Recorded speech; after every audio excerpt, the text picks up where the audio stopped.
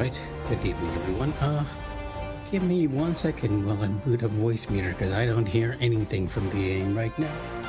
And here I thought I had everything set up perfectly. Oh, there we go. I can actually hear myself and the game. So welcome back to Wuchang. We're continuing our third run of the game. After getting the bow successor ending, as you can see, I've dressed myself up as the bow successor after that very creepy ending.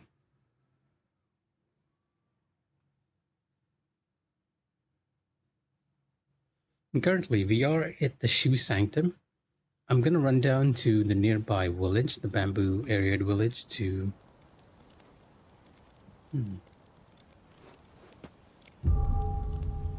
the bamboo area village to actually allow us to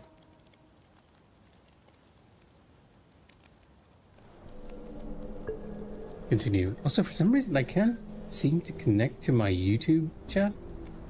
I'm not exactly sure why it's happening. Let me restart my caster labs like real quick. Because I know, I can see from the YouTube manager that Mikh'a, as usual, is on the channel talking to me. But my chat is not appearing, so let me do a real quick reset of caster labs. And hopefully it will connect back without messing up our stream.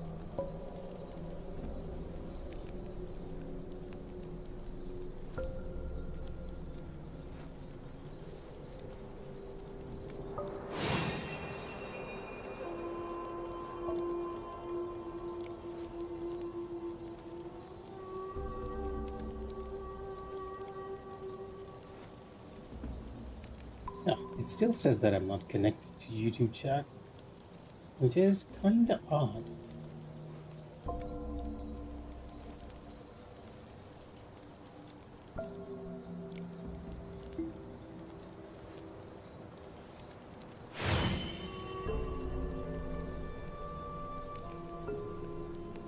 I mean, there's clearly one running. Okay, there we go. I just needed to click into Caster Labs itself to connect. Now you should be able to speak to me just fine via YouTube. What a way to start the stream, right? There's always a technical problem that we kind of need to deal with.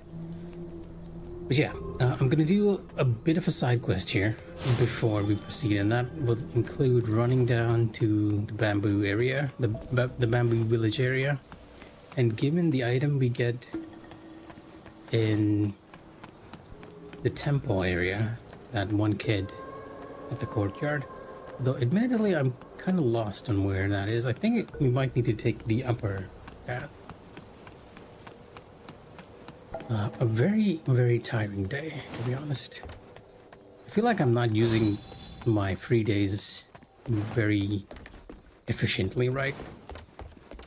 I end up kind of wasting the mornings and the afternoons, and then just really come alive in the evening, because I feel like really exhausted for some reason.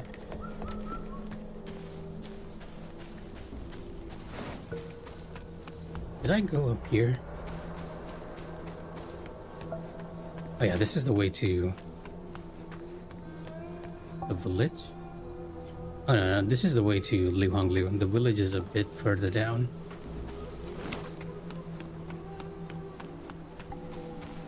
We'll deal with Wuchang and then Mikh'a in order, probably on our stream. If I'm not too worried about no-hitting, I should be able to defeat those two without too much of a problem. Or at least I hope I am able to defeat them without too much of a problem.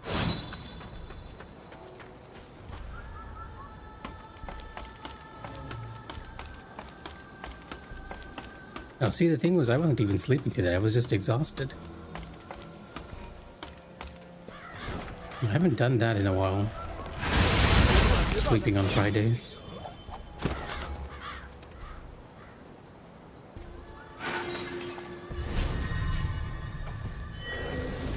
So I'd be a little too... Yeah, I was expecting that to happen. A little too close.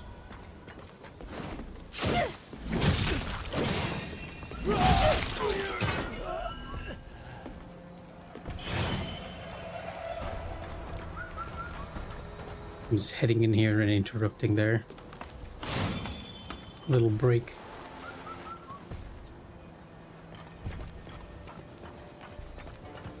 The one other guy hiding around the corner here somewhere. He's behind here. Yep. Oh.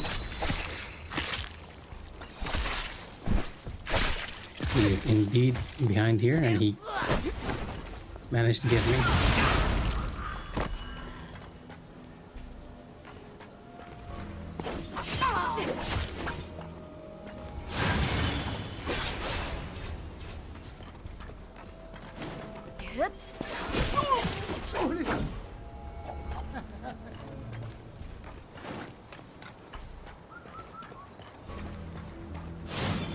Might be a little too high for us to jump. I can probably slide my way down over here. Yeah. Oh, missed.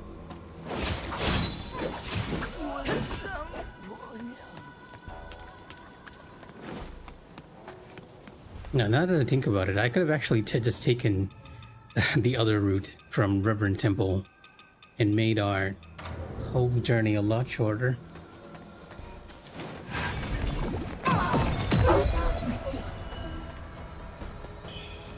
Feels weirdly appropriate to be in the Bowmagus attire when we're doing a spell build. It's a shame we don't have a staff like the Bowmagus.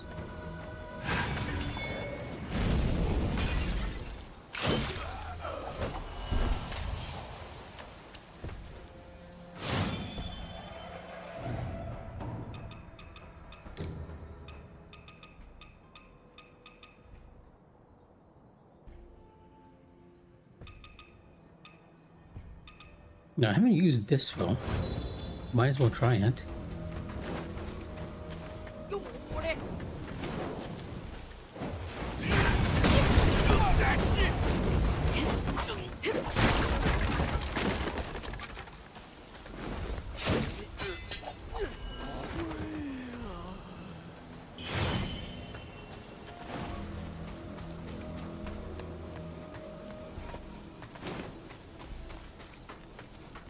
Not the way we need it to go.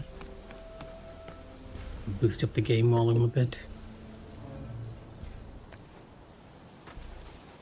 At this point, I feel like I've found just about all the secrets in this game. Across 2 playthroughs. Like most other Souls games, it's actually pretty straightforward. Like, even piecing together the story is a lot more straightforward than other Souls games.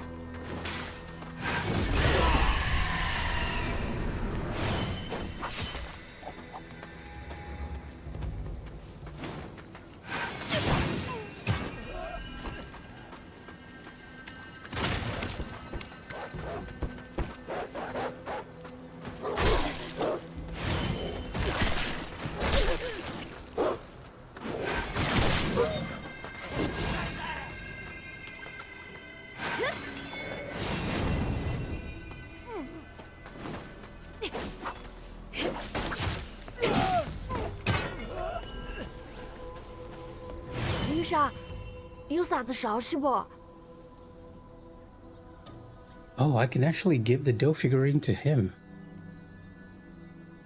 I don't think I gave this to him last time.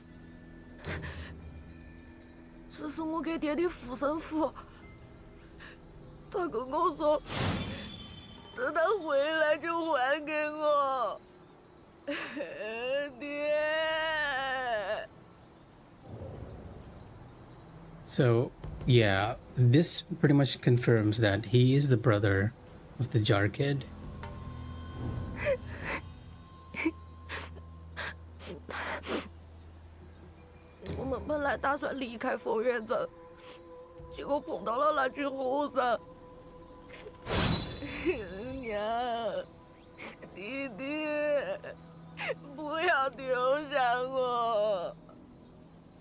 And I also feel like I understand that this is a kid a bit easier on the Chinese version.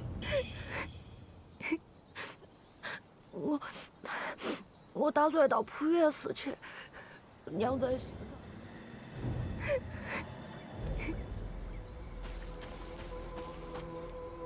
Because I think when we played on English, I felt like this child was female, not male.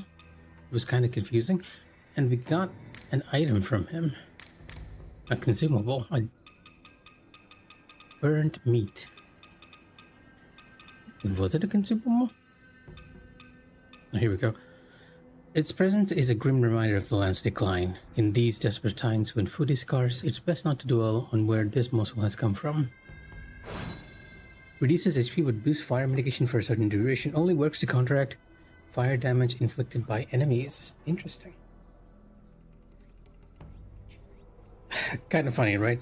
I was telling you that I feel like I had found out all the secrets of the game. But across my 3 playthroughs, this is the first time I've actually found this item. Because I don't think I ever handed over the dough figurine to the kid. Because in a lot of ways I didn't understand that this kid was the younger brother. And now we can actually move him to the Reverend Temple, which is something I've not done. But with a little luck, we might be able to reunite both brothers and send them to the docks where they can safely escape. Oh no, see, the thing is, I found that item both times on my playthroughs, on previous playthroughs. It's just that I didn't know enough of the lore to connect it to this kid until I was on Chinese, at which point I was like, you kind of sound male and not female. Because the jar kid has a brother, not a sister. It might be because the English voiceover is a younger kid that it sounds a lot more higher pitched, but this voice...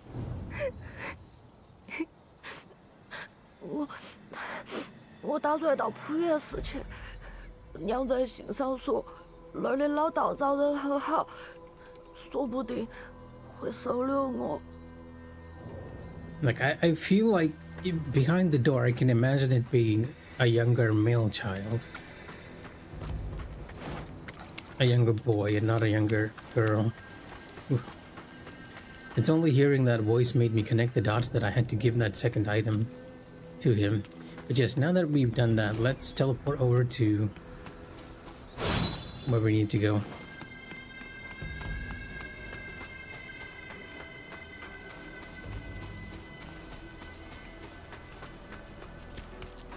Let's run back to the Reverend Temple, which is the longer route.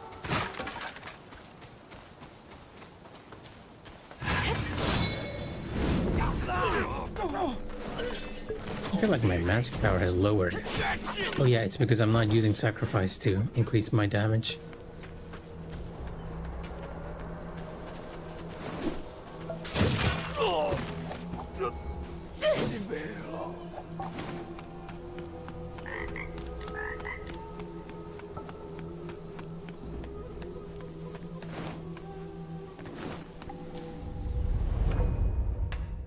Right, now that we've possibly done all the side quests we can, let's head over to the Shoe Sanctum and deal with Wuchang Lu.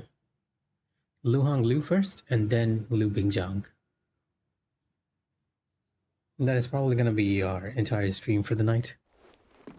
I'm not entirely sure whether I want to do a no-hit with the one-handed sword. I think it might not be too difficult.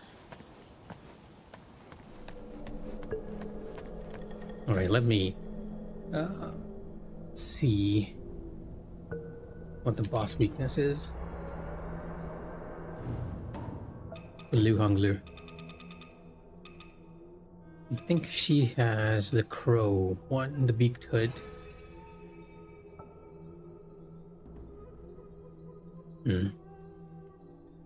Blunt and fire. It's interesting that her blunt is lower. But we're using one-handed sword, so we're not going to change that. But I will make a fire build. Technically speaking, I think I already have all the fire spells equipped, except for the triple fireball. Yeah, that ought to be it. And this is already a fire build. I don't want to change out of the bow costume, even though we're probably gonna die quite easily. And especially since I'm gonna be going in with the low health buffs that we get from using sacrifice.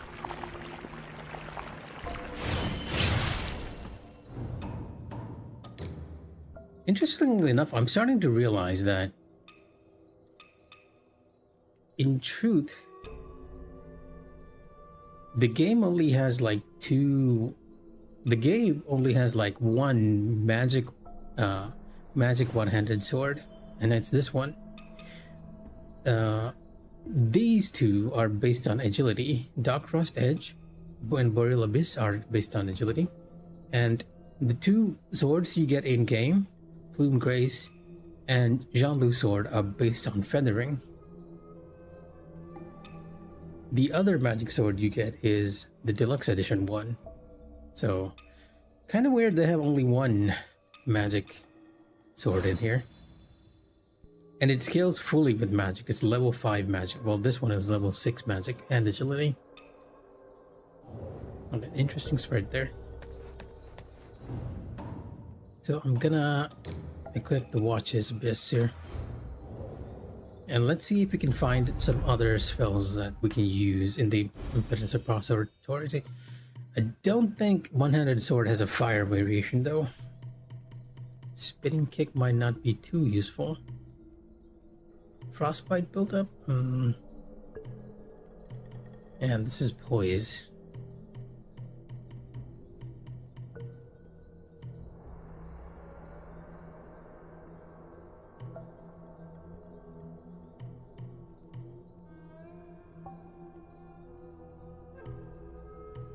Yeah, to be honest, we are pretty much just maxed out on possibly an already strong magic and feathering build.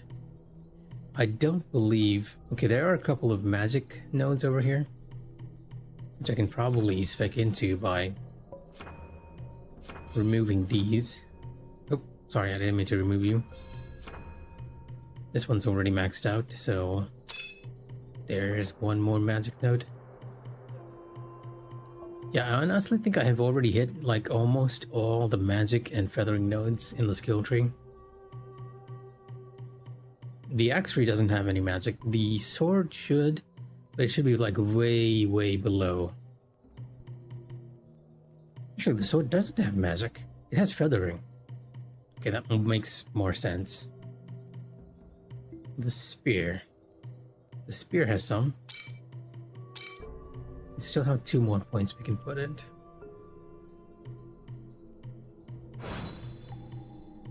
Honestly, I think we've found like each and every node for these already. It's just a matter of, do I want to max out these nodes or not?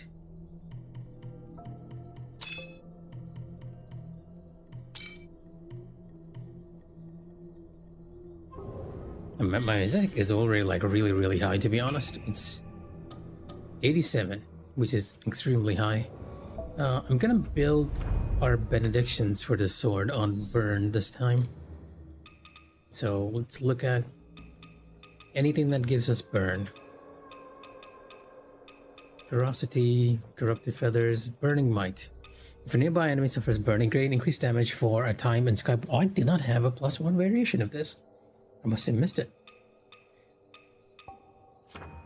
Oh, sure. We're gonna be going burn, so might as well. Vigor, frostbite, ignition. Increase fire attack power, sure, why not? And finally, burns usually at the start. Blazing burn. Inflicting burn increases the potency. Sure. I will not have an extended alacrity for this, and so it's kind of dangerous, but we'll go with this. We'll go with this to deal with Wuchang.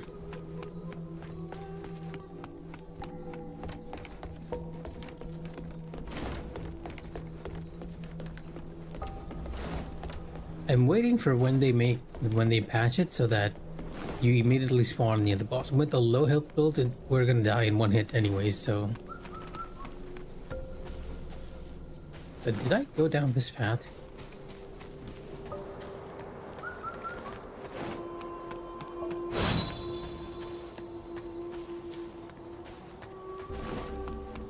I did not. Yeah, I think there's a upgrade material here. Yep. Alright, well, no need for us at the moment. But might as well pick it up, right? Might as well pick it up.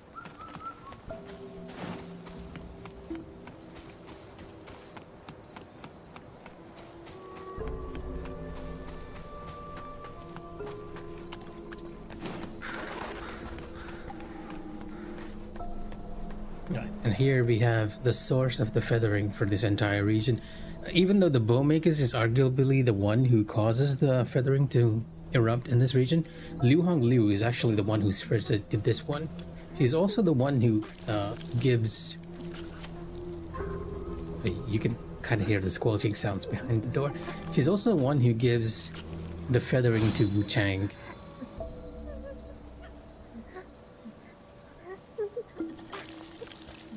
Is she crying?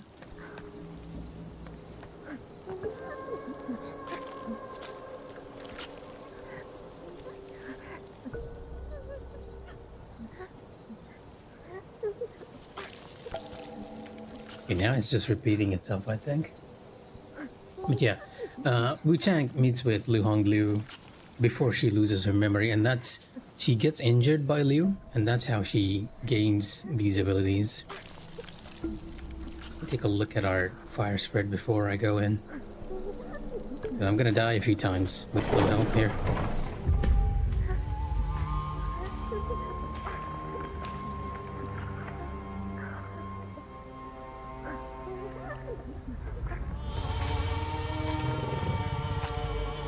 A very, very cool design where the beak comes out from underneath the chin. Wow, okay. You know what? I think I better go into this fight without the sacrifice. And we might as well increase madness. Yeah, I mean, there's kind of no need to go for sacrifice too, since I've actually swapped out the benedictions to the fire one. I completely forgot. Half my damage for the low health one comes from the benedictions. The other one actually comes from the pendant, the crane pendant, but we can swap out the crane pendant for something else.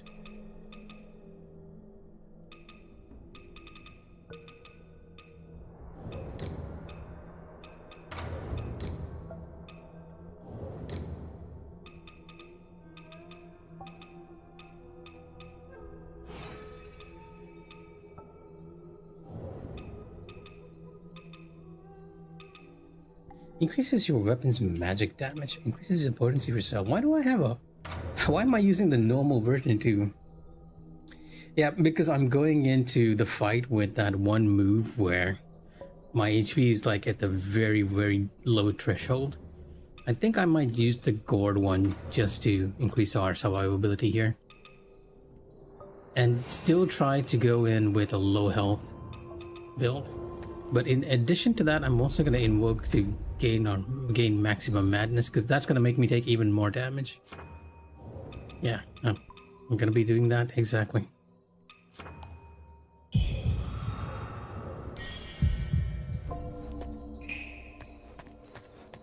It's been so long since I fought Wuchang. I have no idea.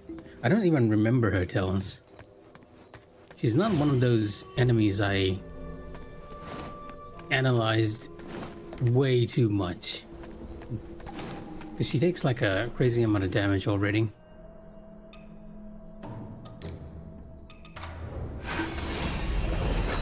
Oh, wrong one. Thankfully she isn't too far. So getting to her isn't overly that difficult. Just a matter of how long will I survive each time. Yeah, I really, really hope that whenever they release the next update is going to allow us to re-challenge bosses right at their gate. Funny thing is, there are a couple of bosses where they've done it by placing the shrine right next to the boss room. I can think of The Sovereign, for one thing, and the Dragon Emperor for another boss, which does the same.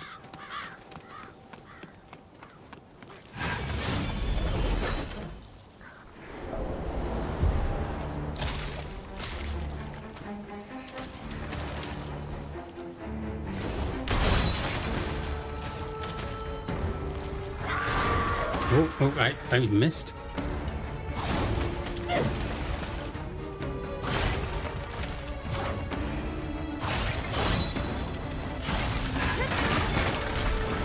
This is a bad idea.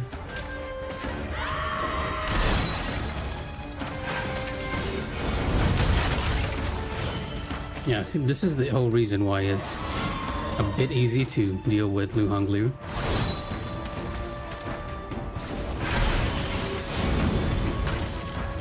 Because he takes like a load of damage.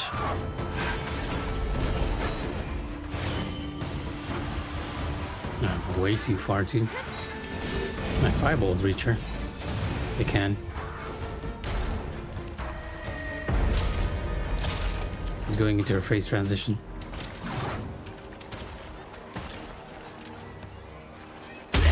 Oh. Kind of lost a good attack pattern right there.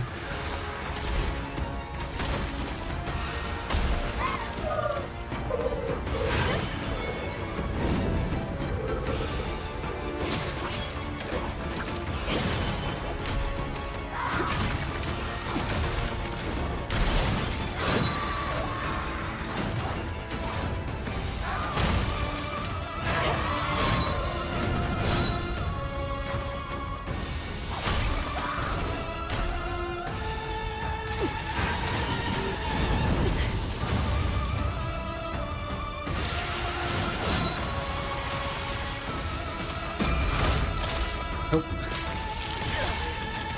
I was feeling a bit sorry for her, and then she just jumped at me and started chewing on me.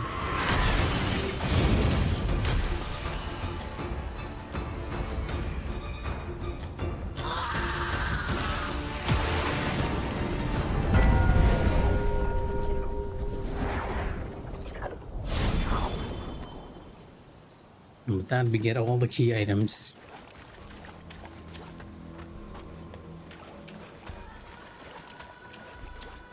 Well, I felt bad for her from the very beginning once I realized her story.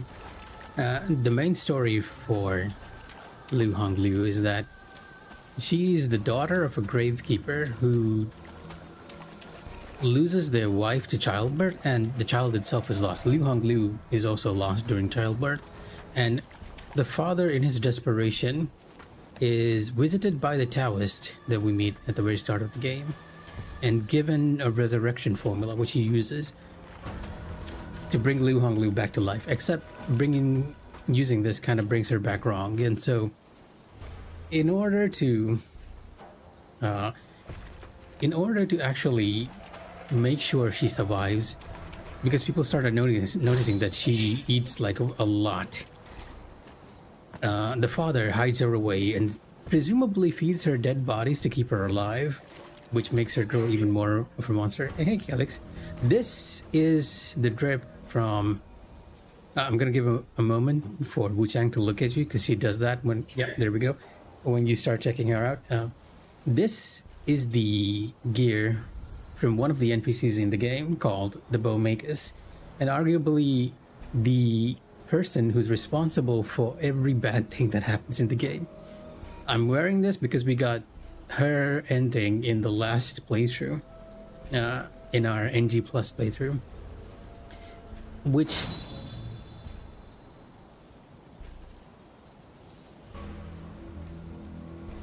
that's presumably that's what happened, right?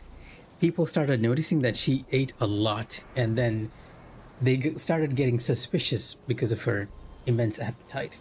So the father of the boss over here hid her away, and presumably, according to one other NPC, fed her dead bodies to keep her satiated.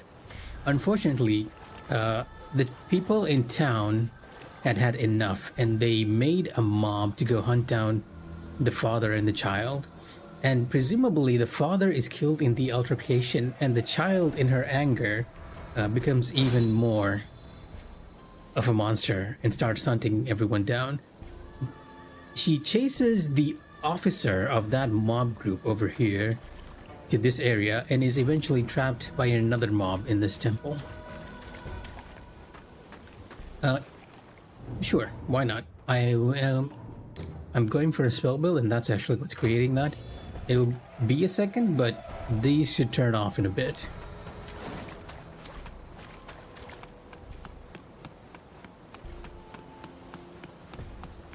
Or I guess I can just use a spell already on something.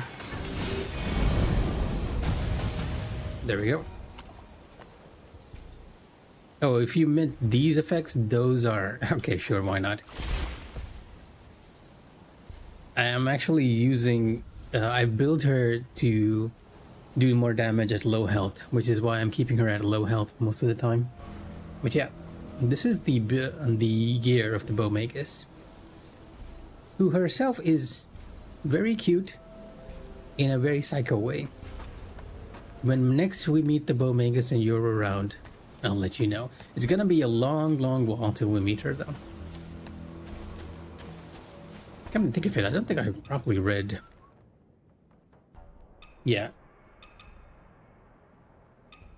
The item descriptions are pretty much just letting you know that, hey, yes, she was the reason that every bad thing happened.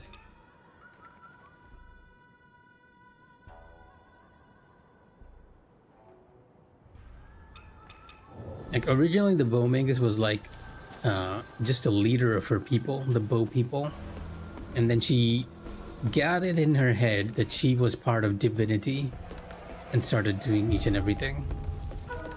Now let me switch back to my one-handed spell build, since that's what we're going with.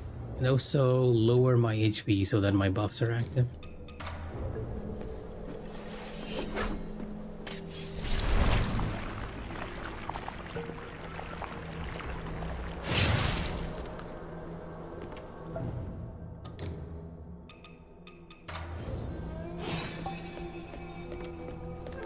And I believe we can give one of the key items we picked off of that boss to this NPC.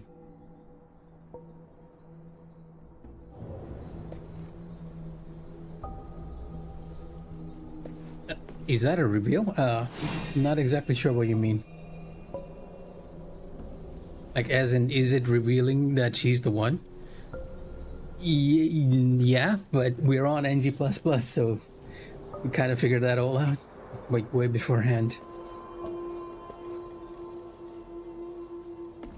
Now, it is sort of a reveal, but in a lot of ways, apart from the very, very first encounter with the Bowmagus, everything else about her is extremely suspicious, right? The next time we'll meet her will be in an area called Doomwillow Beach, and she'll be sort of feeding, like, dead bodies into a tree and commenting on the fact that your power has grown, and then how intrigued she is by the whole thing. The third time you meet her, she'll be like, is it okay to sacrifice the majority for the better one, for the betterment of your own kind? And if you agree with her, you get her ending. If you do not agree with her, you get the normal good endings and the other three endings. Tell that to the Elden Ring trees, Calyx. They've been feeding. Well, wait a minute. The trees have been feeding on us for generations when we're decomposed.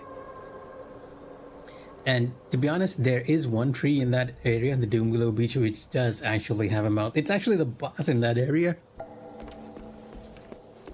But yeah, that's the second time we meet her, and she's very suspicious there. The third time we meet her, she's like, okay, is it good to kill the majority for the betterment of one's own race or something?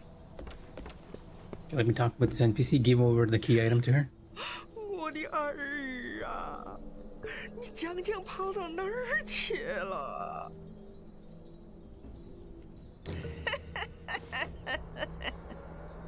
好，好啊！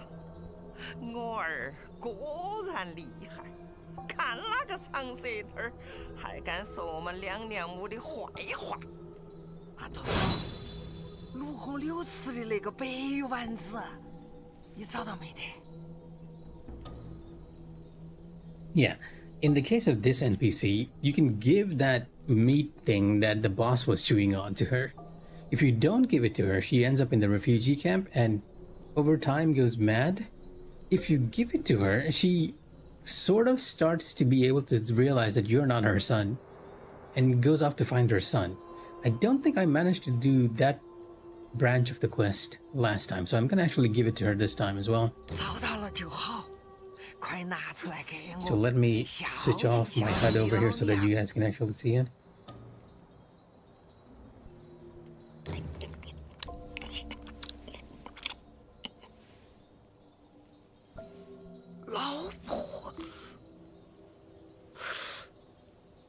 老婆子想起来了，你不是我的儿，我的儿是镇上的大英雄。他跟我说过，等出了卢红柳，他就去云顶城闯荡，还要当大将军，让我享福。儿啊！ 你要等到娘啊，娘很快就要来找你。 I gotta say, the Chinese voiceovers are a lot better. I feel like they're a lot more emotive than the English ones. Oddly enough, right? At the very start of the game, Calyx, when you meet the very first NPC, she does speak. And I had a genuine moment of like, a Soulsborne protagonist is actually talking? I had a genuine moment of that, but that's the only moment she ever speaks apart from one other instance after 1.5 where she'll comment to a real historical figure who's a boss in the game. When you kill her, she'll respond to whatever he says. Those are the two instances where she only talks, which is kind of a loss now when you think about it, right? Because she's an established character, she's not our own. She's a pre-made character with a history and a background. It would have actually been nice to have a Souls protagonist with a personality. I feel like if she had her own responses and her own personality, it might have been a much better game. Because everything about her is established otherwise. It's just that one thing. Just because she's a Souls protagonist, she does not speak anything in any other instance. But yeah, I feel like the Chinese language is a lot better at actually letting us know what's going on here. Because even from the start, you kind of get the feeling that that lady is kind of batshit insane. So did I not get the fire temperance? I don't think I did. Is it still on the magic temperance? It is on the magic temperance. Alright, that's one boss down. Now we're gonna do the other boss. That Wuchang Liu is an optional boss. You don't need to kill her. I just did it since we need to do so to continue her quest. And if we go above the stairs over here, we'll be able to face the actual story boss we need to.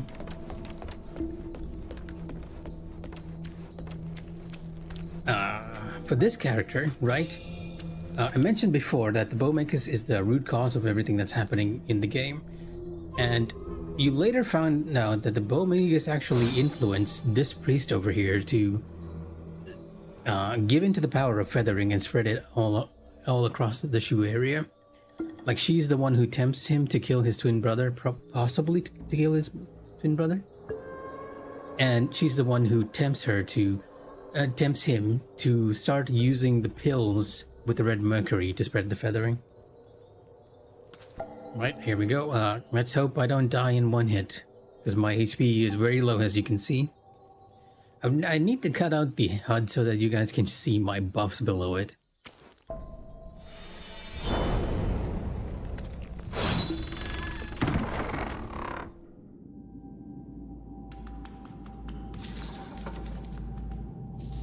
Yeah, I really like the gold feathering too.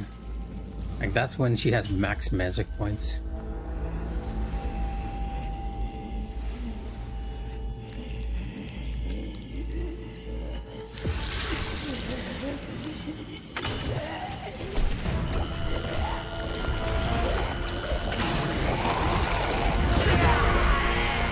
Yeah, the Ming soldiers realize that he's up to no good and chain him in, with a lot of them just dying. This guy also has like a really good track too.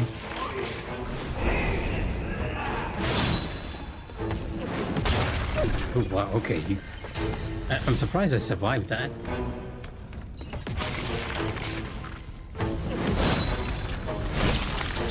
He's not too difficult, to be honest. Just wondering what he's doing.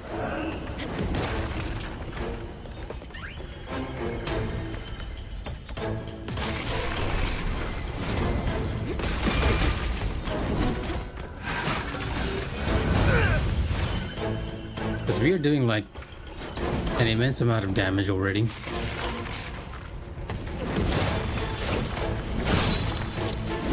Like, his toes are like really easy to spot.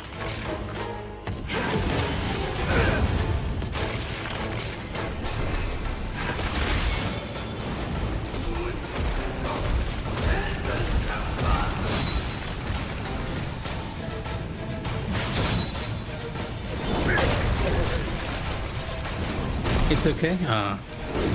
I'm purposely lowering my HP there. Oh, I think I got corrupted. I might die here from the poison. The grab.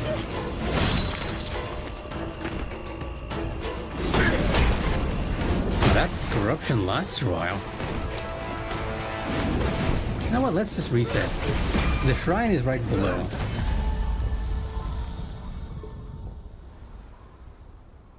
Honestly, this is also another fight I've never learned.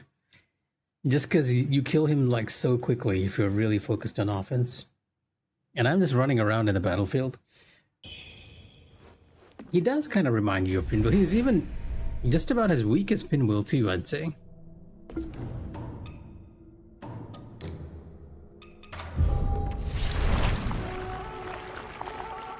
Wait, I can't see my HP. There we go.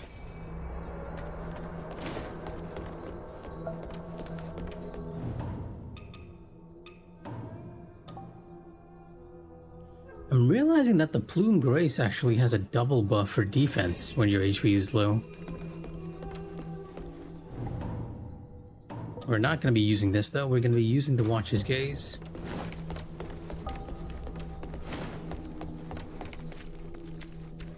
You underestimate me. It's because I do believe that her set... it has actually really good defense against Corruption. We just got hit a little too much there. Yeah, that was completely on me.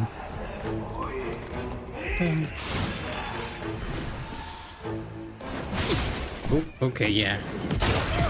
That was completely on me. Kinda hard to say, right? Good contenders, Expedition. Silk Song? Definitely not Wuchang. Because this is going under the radar and definitely not Lost Soul Aside. I'm gonna wait for Ghost of Yode to come out. Because I think that might be my pick for Game of the Year. It's either Ghost of Yode or Expedition. Who do you think is gonna be the Game of the Year? Because I know there are a lot of other games that came out that have been like really reviewed highly.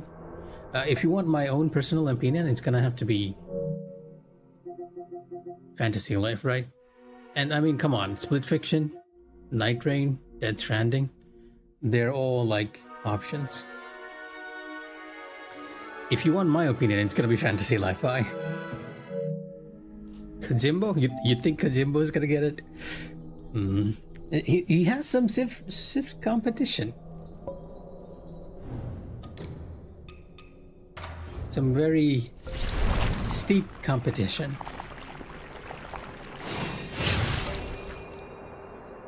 Have you seen the way Geoff looks at him? I mean, fair enough. But I still feel like it's gonna be like very steep competition. You can't be pulling the wool over everyone's eyes this time.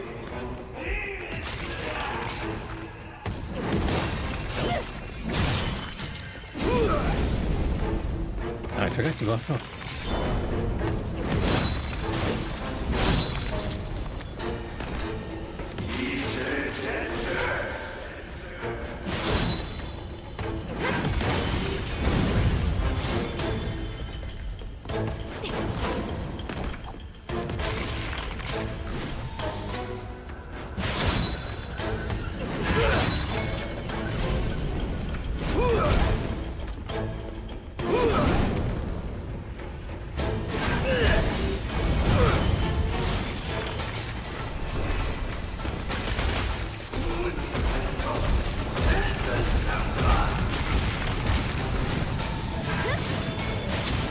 Oh, camera. Thank you.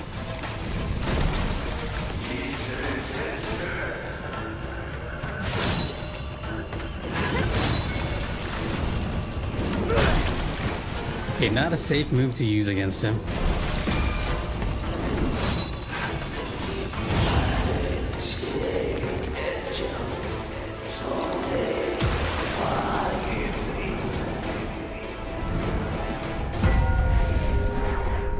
I'm surprisingly tanky for someone with such low hit HP.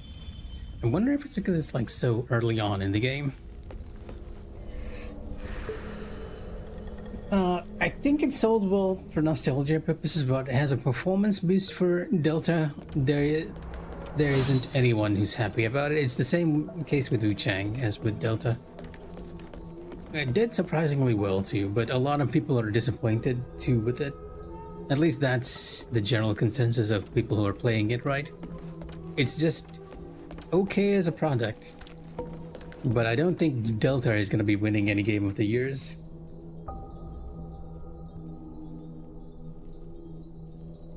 True, that is every console game this generation. With Unreal, like really heading into it. And let's face it, everybody loves Snake Eater. Even without Kojima, it's gonna sell well.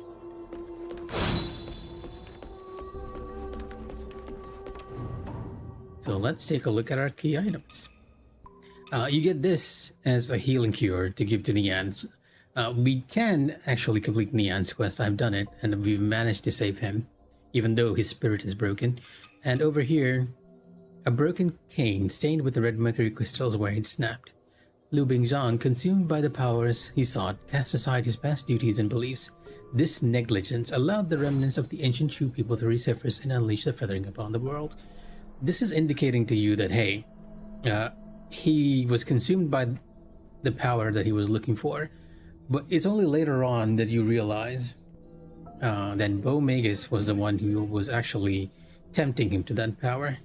And it is this negligence which allowed her to bring out the Bo people who are stuck underground back onto the surface and unleash the feathering. I've seen a lot about Donkey Kong. I hear it's like very, very good, apart from the DLC, which everyone seems to be smashing. Like they're joking around that Nintendo doesn't really have any idea of how to work with a roguelike. But other than that, I feel like it's did like really, really well. Almost everyone seems to like Donkey Kong. And I'm not surprised. Like, Nintendo has always been like very good at bringing out fresh game ideas. That's generally how I felt about their games, like whether it's Super Mario or Zelda or even Donkey Kong. And the problem is they are also participating in what is possibly the most anti-consumer practices we've ever seen in the gaming world at the moment, by charging $80 for Donkey Kong and Mario World, Mario Racing, Mario Kart World, right? And not to mention the whole patron thing with Pal World, which surprisingly they seem to be losing so much that they started to make a patent for even summoning, and that has got everyone up in arms. So even though Donkey Kong is like really, really good, and it's probably gonna be promoted as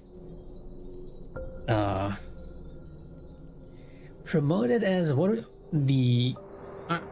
the best game for our younger crowd, right? There is one category for that in Game Awards. It's gonna be promoted that way. The Switch 2 is next gen, yes. Yes. I'll be honest, I was like really tempted to get a Switch 2 until I heard they were going to get $80. At that point, I was like, yeah, no, unless you're bringing me a new Zelda and it's like very, very, very good, or you're bringing me a Xenoblade that's like very, very good, it's unlikely I'm going to pick up a Switch 2.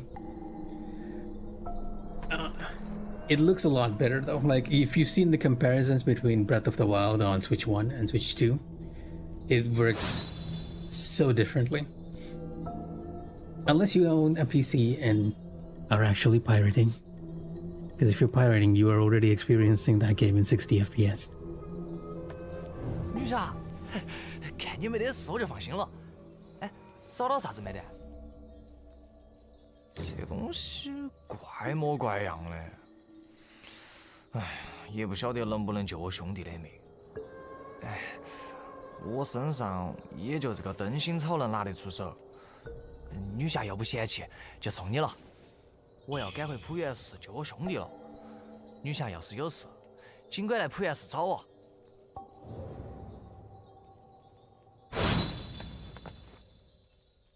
The amount of particle effects and destruction on DK was thrown out for you? Oh, it's not only the particle effects that are good, Calyx. So thank you for the follow, Johnson, over on Kick. The movement tech in Donkey Kong is like really, really good. I've seen people do like very weird stuff. They'll take off a chunk of the environment, use it as a skateboard, ride it off an edge, do a double jump, a dash, and another jump, and then use that own block to propel themselves forward. Like, the movement tech in Donkey Kong is like really, really good. It's like going back to like Mario Galaxy or Mario Sunshine. Mario Sunshine, right? Mario Sunshine, or what's the latest one they did? I'm trying to remember the name. Let me just take a quick look at this. It's a really, really good game too. Why am I forgetting this?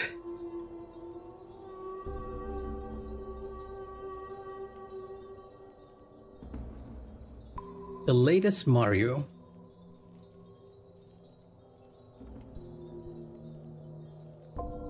Odyssey, yes, that's the one. Odyssey. At least someone remembered from my end. So where did my OBS go? Thank you very much.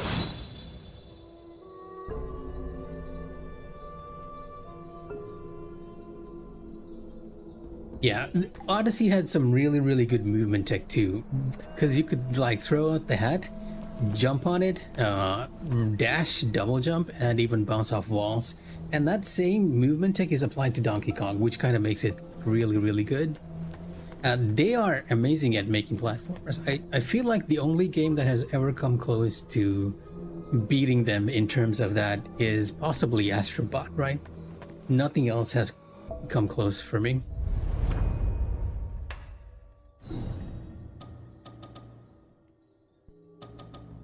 We have a bunch of people we can talk to.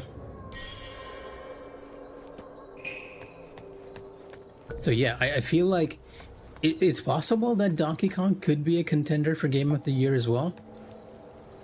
But if it wins, a lot of people are going to be unhappy, because Game of the Year, I feel like it should be something that is positive in all aspects, right? And that includes their practices, their prices too. I feel like what Nintendo has been doing has been like very, very anti-consumer, and I have a hard time supporting them for it. Sorry. Let me take a look at the Trinity Bell. I always give the Trinity Bell to...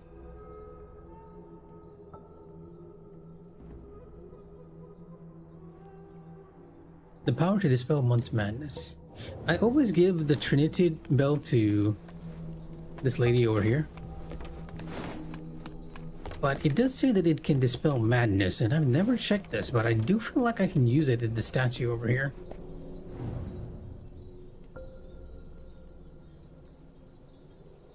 Oh, you can offer the Trinity Bell. Interesting.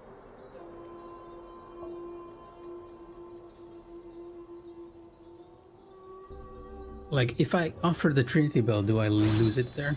Yes, this year is stacked, like really, really stacked too.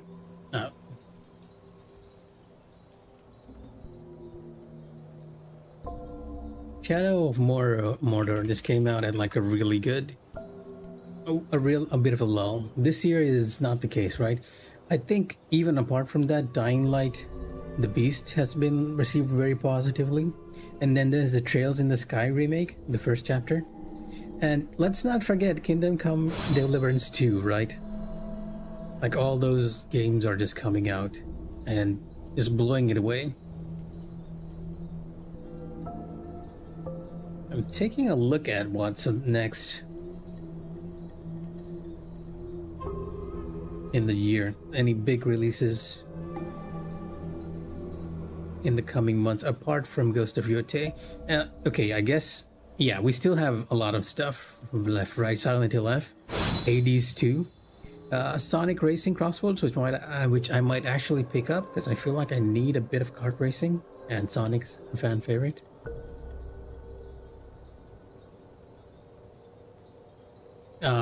Final Fantasy Tactics, I don't see that winning any Game of the Year, but also looking pretty high there.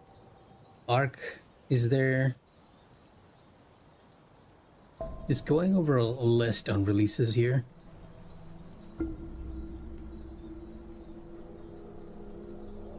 Oh yeah, and since we're talking about Super Mario, we had Super Mario Galaxy Remake. Digimon Story Time. Oh, Digimon Story Time Stranger. That's another release I'm looking forward to. I have a friend who's like really, really invested in Digimon, and he's been raving about the demo. Kingmakers, Sweet Carol. Okay, there's like way too much for me to list here. I'm gonna have to keep going.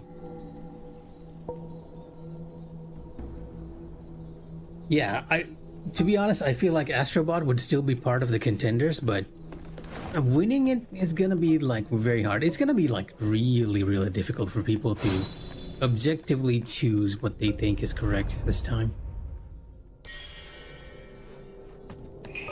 There's a lot of the games we're talking about are firing off on cylinder. Silksong, I feel like might not be lauded as much, right? Because a lot of people are hating the difficulty of the game, and as someone who has played it, I can kind of see where they're coming from. I can kind of see where they're coming from. I haven't played it too much. If you're looking at the time, right? It's only like 23 hours. I'm in the middle of Act 2. But even then, I feel like the game itself is can be like very hostile sometimes compared to the original Hollow Knight. And I feel like I sort of understand this was meant to be a follow-up to the game, a DLC to the game, right? So if you came in from Hollow Knight, you had a basic idea of the moves of pogoing and everything. If you were new to this, you're gonna have a harder time. Because I started playing with a friend of mine. Oh man, this is turning into a bit of a chatting stream, but okay, let's keep going. I started with a friend of mine, and he's completely new to Hollow Knight. He did not know that you could, for example, pogo on enemies, right? So there's an area at the start where if you are skilled enough, or in my case, stubborn enough, you could pogo across a very long distance to reach a completely other area. He didn't get there until he got the ability to glide. And I love the fact that it's so open. It's so open.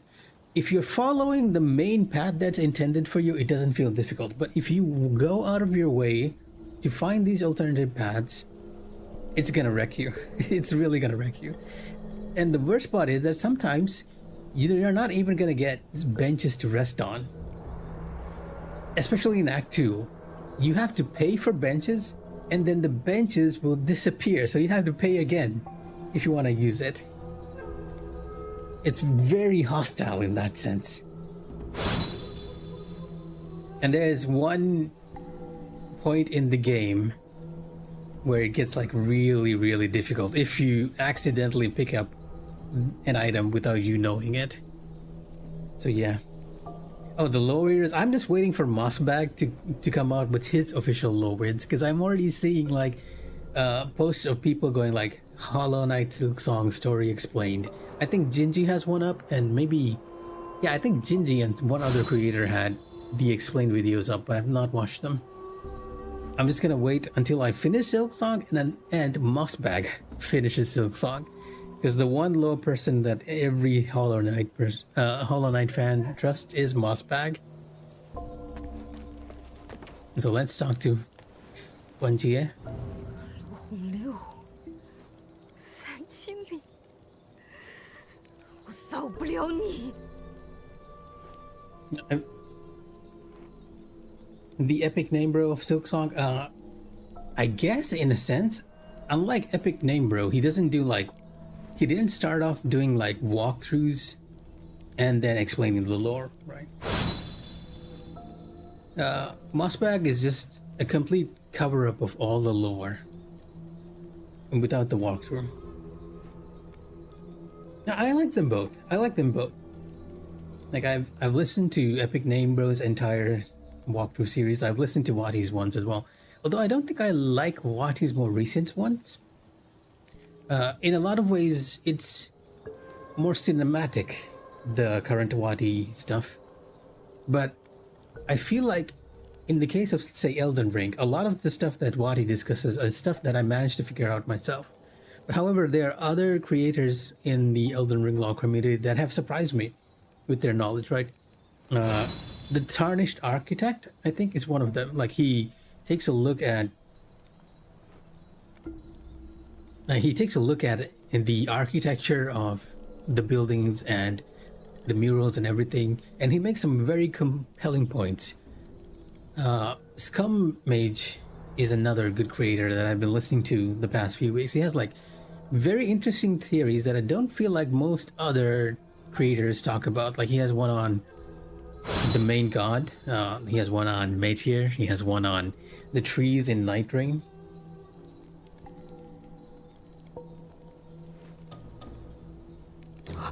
No. 3000里，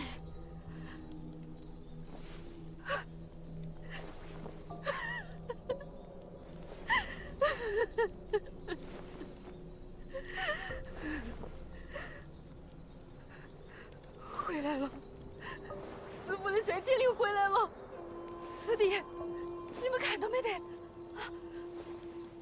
师弟，你们咋个不说话了？要不是我只顾到自己逃出帝国，你们也不会。我错了，我错了。 Yeah, I really feel like the Chinese voiceover for this game is a lot better than the English one. Oh, and no worries, Calyx. You're welcome to come and go as you want. What a drama queen. Huanjie is one of those... Hua Jiana is one of those characters who I feel like has a bit of a standard backstory, and she's kind of caused the whole thing herself. And no worries, like I said, you're free to come and go. Just drop by when you have the chance and chat. And as you can tell, I'm very much a low guy for these games. If you haven't watched Scum Mage, I recommend you watch him, by the way. Because the reason I'm saying it, because he's the only creator so far that managed to answer one question that I had for a very, very long time. Or at least give a theory to it.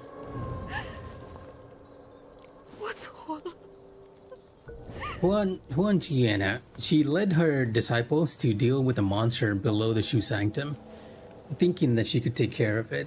However, she led all her friends and all her disciples to her death, and even lost her master. That's why we kind of defeat the boss above and give her her master's bell back, to which she is relieved. We can't talk to her yet, but if we come back, she'll kind of have regained her senses and we can have a chat with her. Her story ends up... There's some weirdness happening with her story, right? From what I understand, this whole thing has been orchestrated by another NPC. A treasurer in an area called Cloudspire conspired with rebels and attacked their temple while Huan Jiana was away. And he was doing it so that he could force Huang Jena to give him the formula to make the longevity pills that the temples make. So there's a bit of weirdness going on here. And unfortunately, she takes out her anger on the wrong source. I don't think there's any way in game for you to let her know that the actual person behind who was manipulating the rebels to attack her temple is that treasurer.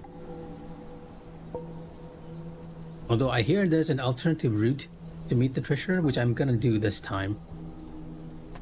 And here we have these two. This guy's not gonna talk. A bit of a useless NPC, other than letting you know that, hey, Wuchang is related to the Imperial faction. 你去过蜀王祠了吗？可有打探到什么消息？看来他们已经不知姑娘下一步去往何处。说姑娘要出去，且避开唐王行宫吧，免得刀剑无眼误伤了姑娘。Wuchang initially seems like she's a helpful NPC, but in truth, she's kind of manipulating everything for the Imperial faction. Wuchang herself is a consort to the Emperor, and the Emperor has died during the last rebel invasion. Rather, he committed suicide. So Wuchang is trying to get the relic for herself to revive the Emperor, and she's manipulating Honglan to do her bidding. Though manipulating might be a bit of an odd term, because at the end we kind of realize that Honglan is kind of in love with her. I'm not sure whether it's there in her equipment.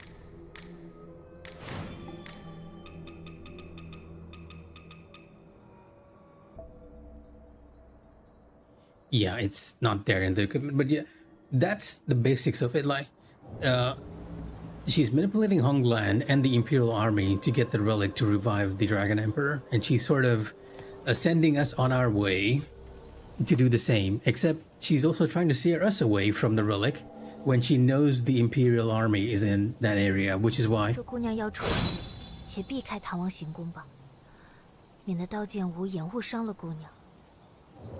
Yeah, she's saying it's dangerous, so just to steer clear, right? But in truth, she's telling us to stay away because the Imperial army is searching for the relic, and she knows that we might mess things up.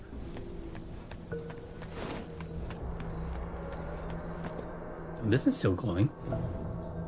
Okay, sure, why not? Can't pick that up.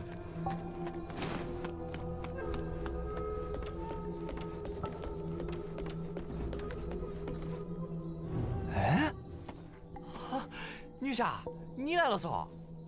多亏女侠给的东西，我兄弟的病好多了。你莫说，这儿的老道是真够意思的。他不仅照顾我兄弟，听到说我要走，还给了我些强身健体的丹药。哎，我打算去云顶城看一下。听说大西军去了那儿之后啊，百姓都遭了殃，我想去帮下他们。下次再见啊！ 说不定小爷我就是天下第一的侠客，到那个时候再和女侠喝个巴适。下次再见啊！ This is one of those instances where I'm not entirely sure what happens with Neon, right? Neon's like, hey, I'm gonna head to the Cloudspire because people are being oppressed by the rebels there. But you're not entirely sure why he's heading there, right? Or rather, his priorities are kind of mixed. Because his brother is over here, like his sworn brother, and these two swore to be heroes in the future. And you kind of get items indicating that they made like a childhood promise to fulfill that. But despite his brother being in this state, he's gonna go over to Cloudspire. Like, if I had a sworn brother, I think I'd place more priority on the brother than going to act out being a hero. But hey, we kind of need Neon to move along with this NPC quest, so that's what's happening here. And if you talk to the Taoist, you realize that he actually stuffed the mercurial blood that we got from the last boss into his brother's mouth. 侠士去了蜀王祠，祭祀大人居然真是世事难料啊！本应治病之人，反倒染病致死。哎，相传那蜀王祠乃是本朝开国之初，古蜀后人为纪念始祖杜宇所重建的祠堂。自建成以后，不少古蜀移民在附近定居，虽习俗与周遭居民有别，但似乎也算融洽。此间蜀王祠有2位祭司，一位传道授业，一位专研丹药。早些年也造福了一方百姓。古蜀医术传承1000年，自然是不一般。刚来镇上时，我还向他们讨教了些治病的法子，用在羽化病上，也是初有成效。可惜，并不持久。但后来一位不知所踪，一位性情大变，把自己关在楼上，就再没见过了。医者不自医，终究还是逃不过命数。唉，只是苦了那里的百姓啊。那个姓年的侠客带来的血块，的确神奇，竟能抑制羽化病的痛苦。可惜，他不由分说。Yeah, that's the part he tells you where Neon forces the blood into his brother's mouth. 究几日，说不定。唉。 And I think that's the point where I started suspecting Chuan Yangzi for being kind of weird, right? Because he's like, I wish I could have studied it more. And that, just the way he says it, made it like slightly suspicious. I mean, it kind of makes sense that you don't want to be throwing what seems like blood down a patient's mouth without actually studying what it is. But at the same time, just the way he says it makes you feel like, he's up to something else there. Unfortunately, his brother is not going to survive this ordeal, and the Xuan Zhangzi actually knowing the Liu Bingzhang and his brother, I think, was it his brother? The second Shu official over there helping people there, the alchemist and the teacher, right? Him knowing that is also a bit of a red flag, because we know that a Taoist was raving in front of the Shu Sanctum, according to Hei Yozai, which was probably this guy over here.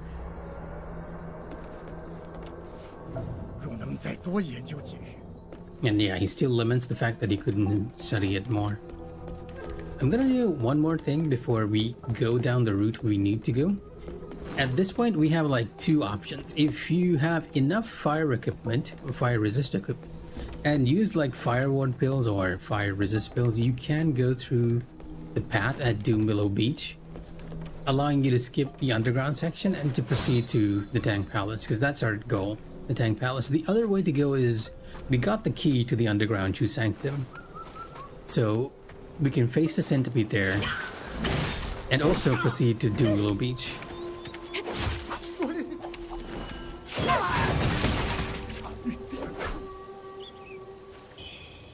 I'm gonna be using the Shu Sanctum route because I want to pick up as many items as possible. But before that, I want to check the Burning Cave.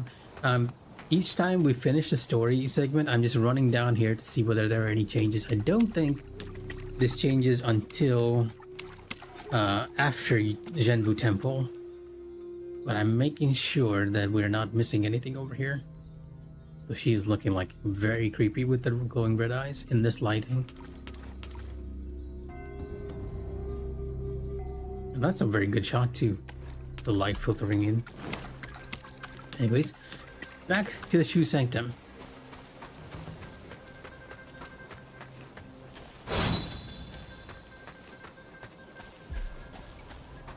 Hey Daybreaks, welcome to the stream. Are you a player of Wuchang as well?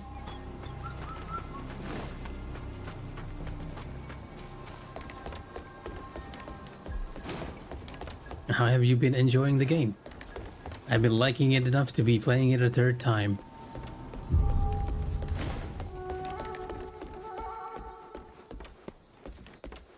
And I'm going for arguably the good ending this time. Unfortunately, no. See, this is a funny thing, right? There are a couple of websites out there that are saying that, hey, the latest update is live, and you're gonna get these new stuff, right? A radiant costume, a forge weapon, or something.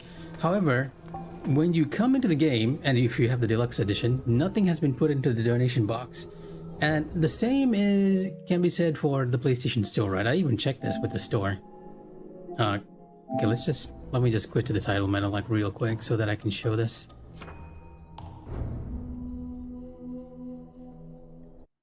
Because I bought the deluxe edition later on, since I pretty much liked the game, and I wanted the additional costumes.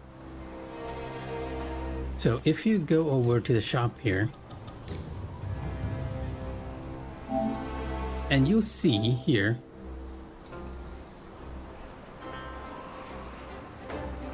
hey, wait a minute, they removed it? Tiger of Fortune costume, Draconic Resurgence costume, Soul Ritual watches, they removed it. They removed it. Okay, I actually took a screenshot for this. I'm glad I did. Let me go over to my media stuff, if I can find it, right?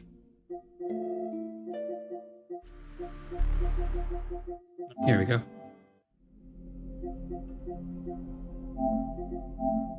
See, I took a screenshot of this when that update was said to be out on the 17th of September, right? And in this listing, you can see the Forge Iron costume and the Radiant costume was both there, along with the Hook Blade Spear and the Blazing and Nightlotus weapon in the deluxe edition description. They removed it now, funnily enough, because it's not released. It's not actually in the game.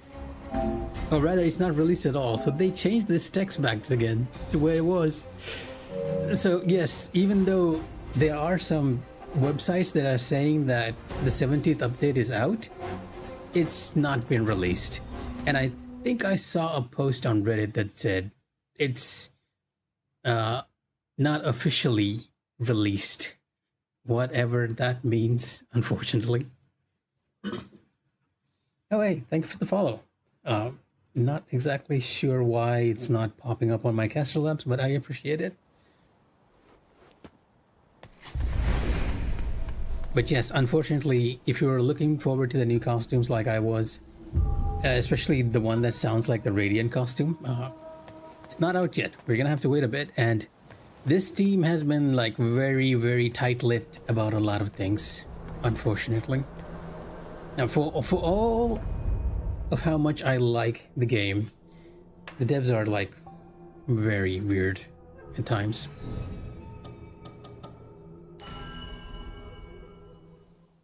You're waiting for the new update to continue at NG+? Okay, fair. I don't see any reason why you shouldn't wait, why you shouldn't wait. I'm assuming you got a pretty good ending then, because a lot of people who got the bad ending for the game are like, you know what, I'm gonna jump right in. I don't like this ending. 多亏女侠帮我这个不成器的弟子杀了陆洪流。我皇见我替真武观的弟子，谢谢你。女侠，你收下这个嘛，算是我的谢礼。之后我还要去云顶城办一件要事。女侠，我们后会有期。之后我还要去云顶城办一件要事。女侠，我们后会有期。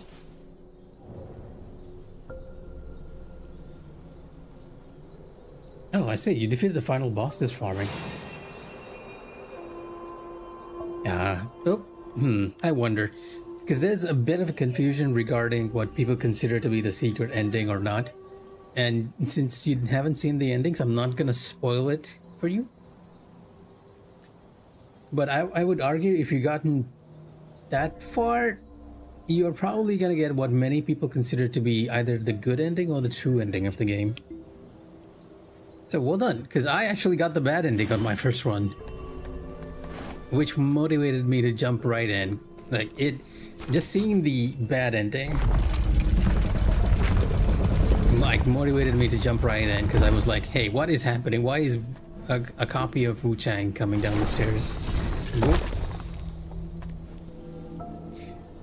Okay, yeah, a lot of people consider the successor of the bow ending to be the secret one, and the true ending and the good ending to be the ones related to the ring that are that you get from fighting the Demon of Obsession. That's why. And that was the ending I got last time, which is why we were wearing the bow gear, and why we were doing a bit of a spell build as we were running through. I'm taking my time with it though. This time I'm aiming for the good ending myself. I figured that since I got the bad ending on the first one, I might as well get the secret ending on the second one, which, to be honest, feels equally bad, because it feels like Wuchang is like overtaken, or falls under the control of the Bowmagus at the end.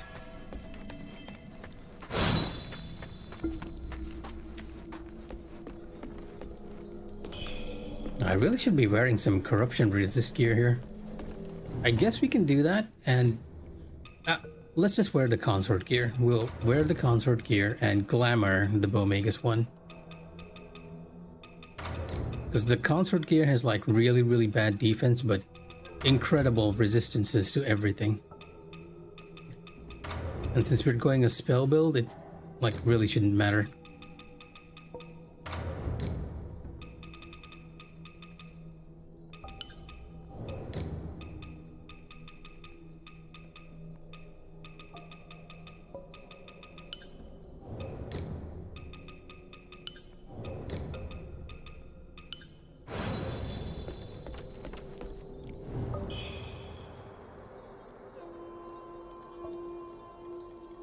That wretched priest, concocting his potions in the shadows, denying us entry. I shall deliver him to the Ming troops, reveal his heretical ways for all to see. Oh, okay. You know what? Fair. I've been complaining about the lack of a photo mode for this game for ages. Not only are the areas like really good, I wish we had a photo mode just so that we can take a closer look at some items and the environment that they're using to tell the story. On the building skill, like, do you mean the skill tree in general? Oh, so this diary is sort of telling us what happened in the mines down here.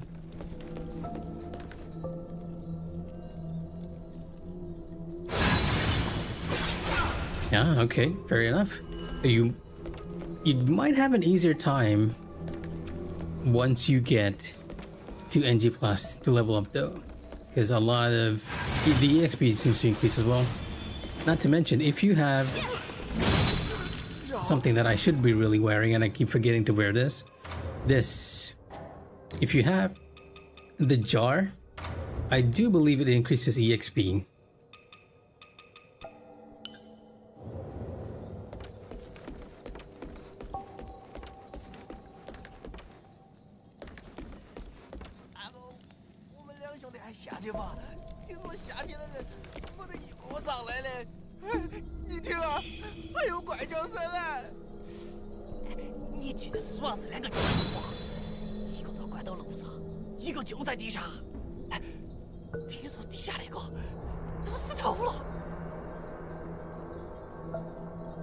You gotta be careful though, because this actually reduces your status resistances all across, and it has like really, really bad stats.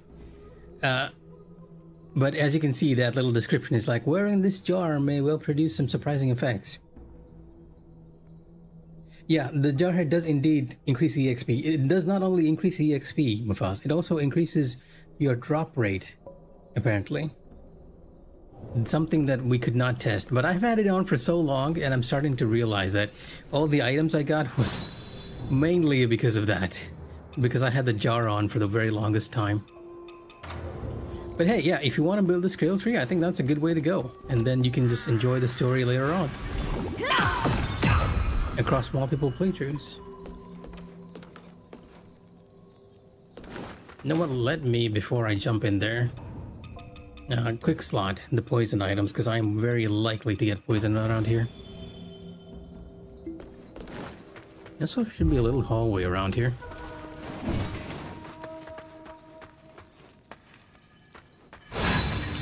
Nope, wrong way. Still managed to hit him though.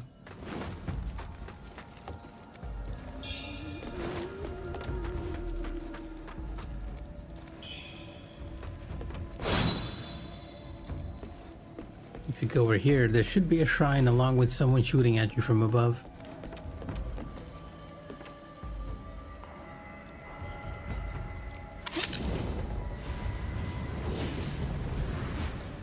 Oh, was it on the shop? That is interesting.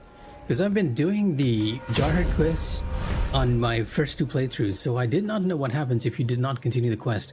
I'm assuming that the child dies and somehow the headpiece ends up in the shop.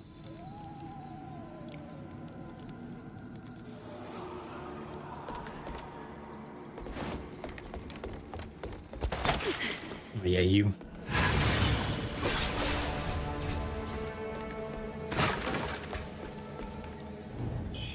Day 4. Cursed purple camellia tea. Its taste lingers on my tongue. Its scents haunt my senses, even in the bile of rich come morning. It's indicating that you kind of need the purple camellia as healing items here.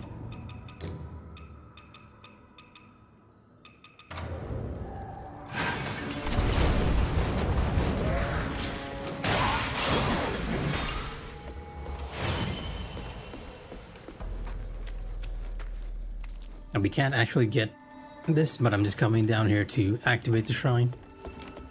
And look at the shortcut that we're gonna get later. I'm kind of surprised that the head was in the shop. Now, it's nice of them to actually not make it a missable one. No worries. You are free to lurk and come and go as you wish. I'm just here to chat whenever you guys are ready.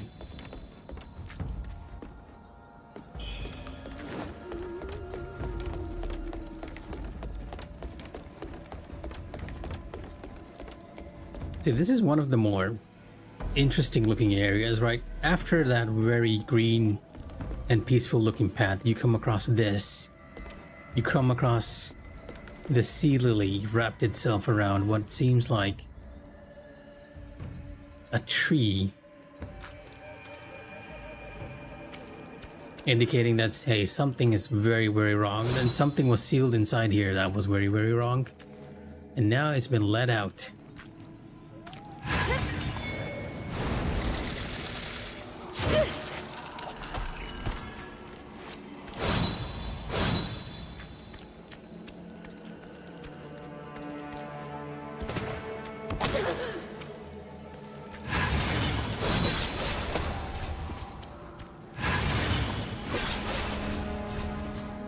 Like, magic really is the easy mode of Souls games. Hey, having a range option, I guess, like really makes going through areas a lot more easier. It also helps that we are like very overpowered for the early game sections. I know there's someone who ambushes you around here. Where are you? Or am I just running around in circles at the moment? Let's go up to the other side and get the steam spear, which is where those guys who were shooting at us is. Don't really have a reason to get it, but I'm just gonna do so.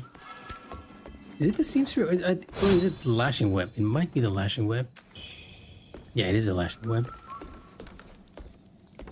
And the game hinting that an important item is over here.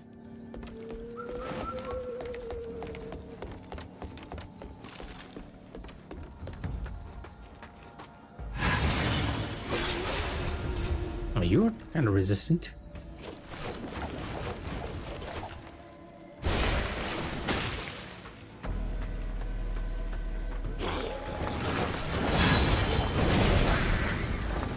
Not very resistant to fire, though.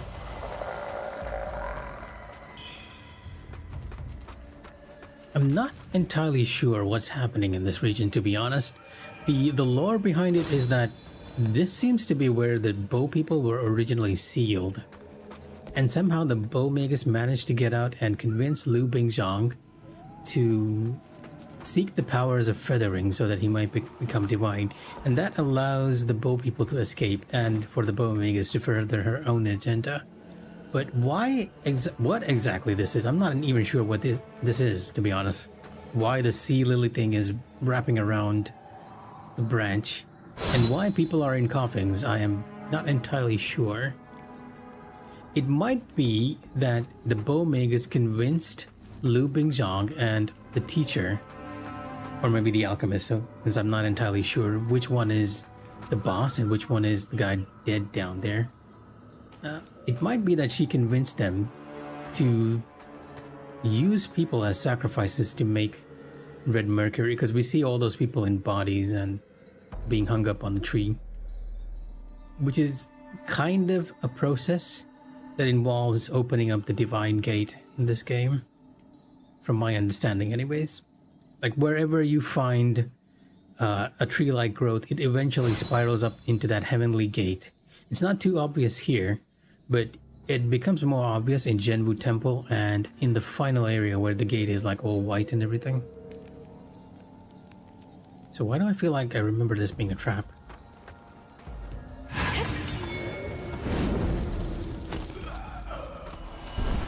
Because you were there, that's why I remembered.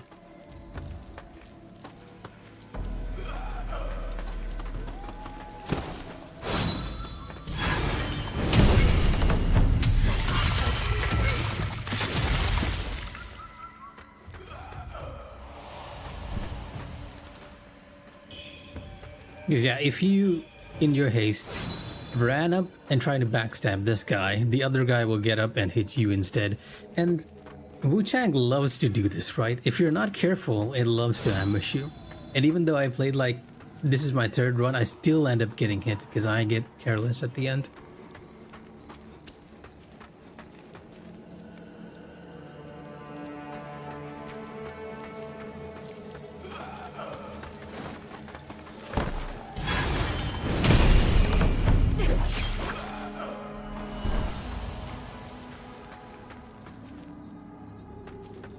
There should be an enemy here who will jump and stab you as well. She'll come out of this corner. Yep, there you are. Oh, I think she's kind of caught in the corner. Nope, never mind. Not gonna try and grab me.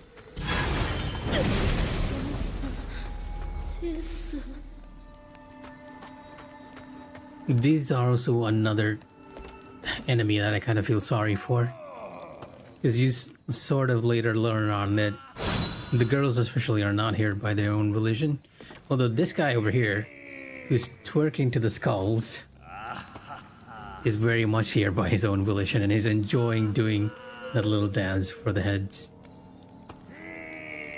Oh, welcome back, Daybreaks. I was commenting on the fact that we have this one enemy over here. It's dancing. He's not the only one. There are like 3 people I found who does this. But he's definitely the weirdest because he's dancing to the skulls for some reason. And the devs knew exactly what they were doing when they put in that animation.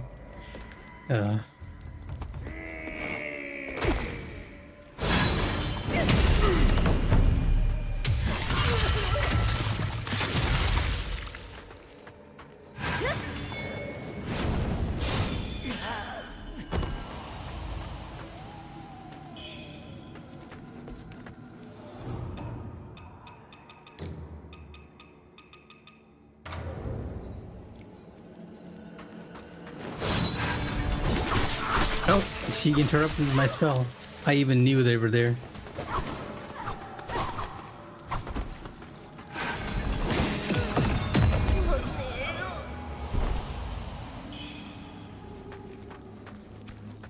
I thought I could get off the polygonal container before they jumped me. See, this is what I mean. Like, if you are not careful there, if you just ran down there, or if you possibly saw the enemy on one corner, and not the other one on the other side, one of them is gonna get you, and Wuchang loves doing the ambushes. Like, there's one ambush right there. Let's use the fire spell, because I know fire is kind of effective against these guys.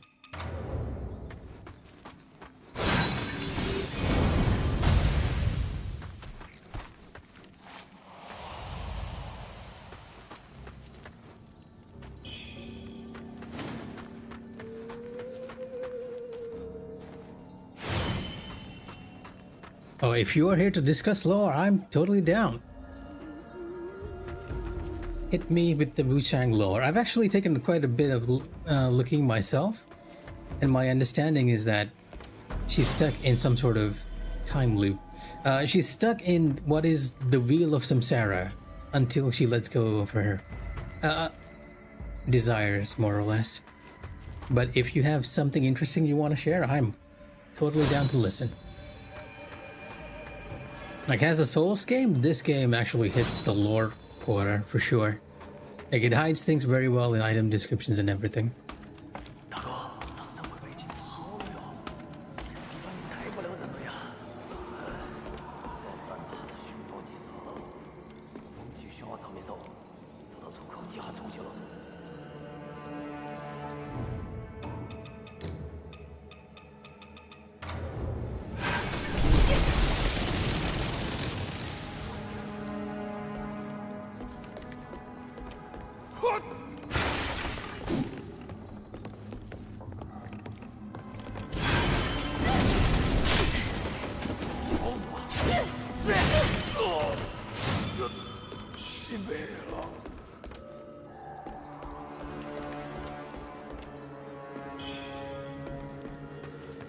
Okay, here we got our shortcut. I'm gonna go back up, and then there should be that one little extra route where we step on a breaking branch that will drop us to another area on top. But I wanted to get the shortcut before we did that. Talking about the story, my understanding is that the Bo Magus is the main cause of everything, but Zhuan Yangzi is also sort of manipulating everything behind the scenes so that he can get reincarnated. Meanwhile, Wuchang comes in to acquires the chisel and is sort of dropped into the mess thanks to Lu Honglu. Throwing a lot of names out here. And hey, if you want to discuss a certain aspect of the story, go for it.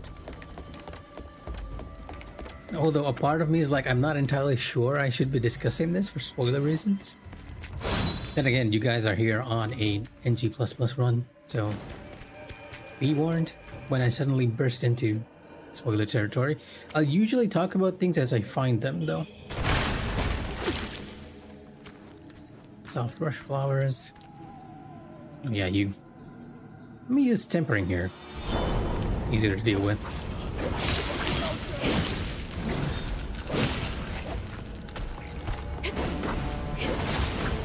I'm getting blighted.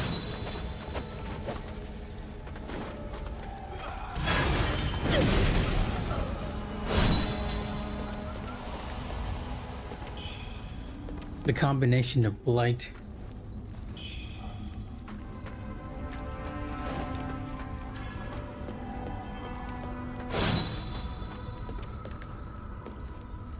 Oh, okay, now we're on to something, right?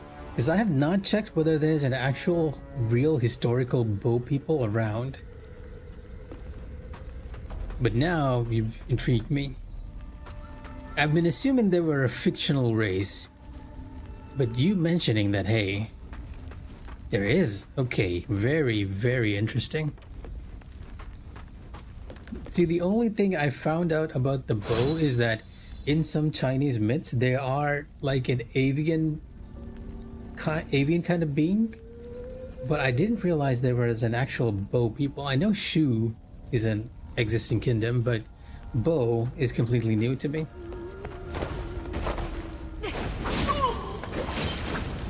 Yeah, Wuchang with the ambushes right here.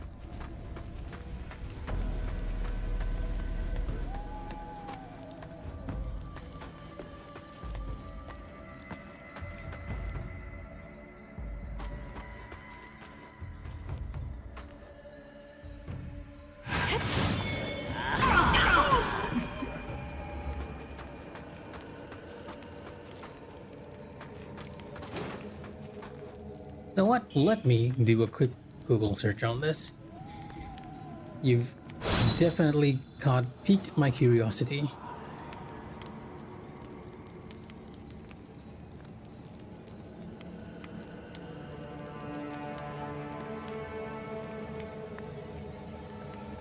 Oh, it's right there in a Wikipedia article. Just goes to show that I wasn't interested enough to actually search for this. The Bo people are an ancient extinct people from the Yunnan and Sichuan provinces of southwestern China. They're famous for their hanging coffins. Okay. Okay, we're right in front of an example of this. They were native to southeastern Sichuan by the Zhou dynasty. They were called Pu, Old Chinese, and mentioned among allies of Zhou against Shang. The Pu or 100 Pu was a designation of different peoples living in the upper Yangtze River area, similar to the 100 Yu of South Yangtze. The 100 Pu was eventually conquered by the Ba state. The Qin dynasty invaded the Ba state in 316 BC and absorbed into its empire. Some descendants of the Bo were reportedly found in 2005 in Sichuan County, Sichuan. Okay. Culture. Hanging coffins carved from a single log and bronze drums are widely found in the areas once inhabited by the Bo people. Okay, this requires deeper analysis, and that I'll need to do off stream. But yes, fascinating. The fact that that this was actually historically relevant, and you find this when you later get to the Avian Marsh, you see those hanging coffins a lot more. I definitely need to take a look at this because you've pulled the thread that I had never considered. Thank you. I really appreciate the fact that a viewer pointed this out to me because I'm never gonna get it myself. I'm just not that smart enough.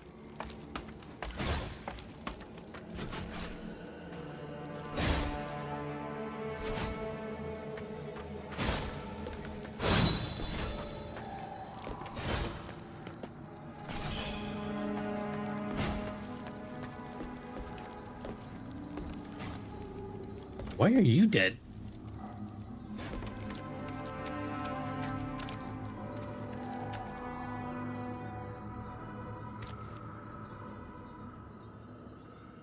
If I Google the reason why they do it, okay, sure, why not?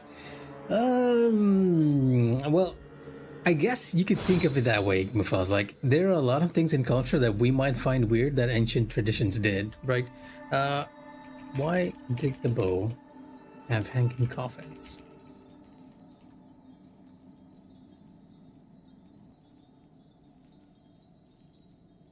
I'm getting an allocation website.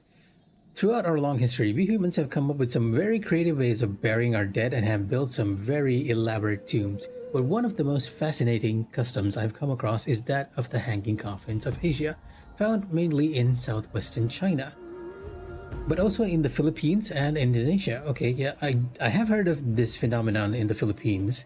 These burials are coffins that literally seem to be hanging in the air off the side of a cliff, often in a gorge with a river running through it. Some of these coffins have been hanging for several thousand years. So who put them there and how did they do it? In China, the coffins were made by the mysterious Bo people, an ethnic minority who used to live in the borders of China, Sichuan, and Yunnan provinces, and the Guyu people. The vibrant culture of the Bo people around 3,000 years ago, and the early Bo people aided the Western Zhou in ousting their Yin rulers at the end of the Shang dynasty, around 1100 BC. Okay. Let me just see if I can scroll down to the actual reason. So far, around 300 hanging coffins have been found in Sichuan. 300, okay, in Sichuan and Yunnan province, and the expert believes there are still more to find. Recently, these ancient coffins have been undergoing renovation, and a local expert, Li Chan, revealed that during the work, a further 16 burials have been discovered.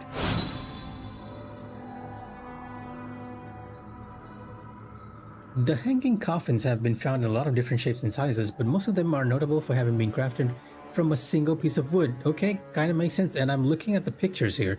Can I actually bring this in so that I can show it to you guys? Save image. Let me see if I can bring this up on stream as a source as we're talking about this.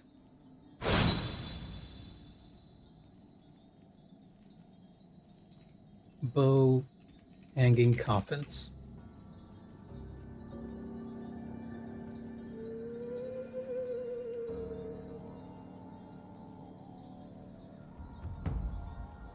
Oh, there we go. Oh, is my view lock? Okay, there we go. Nope, you are not supposed to be the one that's moving. Let me lock you instead. Locked. Okay. As you can see, these are the hanging coffins over there. So let me continue what we were saying. They were crafted from a single piece of wood, many originally with bronze covers. And this image here, the reason I brought this up is because it kind of looks like this in game 2. And it's kind of amazing they snuck this in, right? They made it look exactly like this. Like it's made of a single piece of wood. Or am I just feeling that now that I've discovered it, thanks to you guys? The lowest coffins hang around 10 meters in the air, while the highest are up around 130 meters. Okay,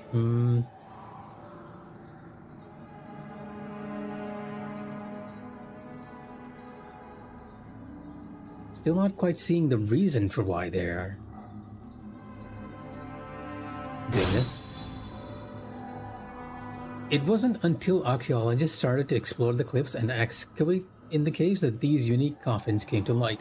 Many interesting artifacts were also found in and around the burial, such as pottery, musical instruments, and ornaments carved from jade. All of these coffins were crafted from a very large single piece of Nanmu wood, which is a wood like cedar and is often used in furniture production in the region. A popular shape was that of a ship or a boat, which is thought to reflect the dependence these people had on using ships as a means of travel and undertaking commerce. Okay, when we next find a hanging... Well, not these guys. They're actually... You can't see the coffin shape with them, but there is an enemy in this very area that does have the coffin shapes visible.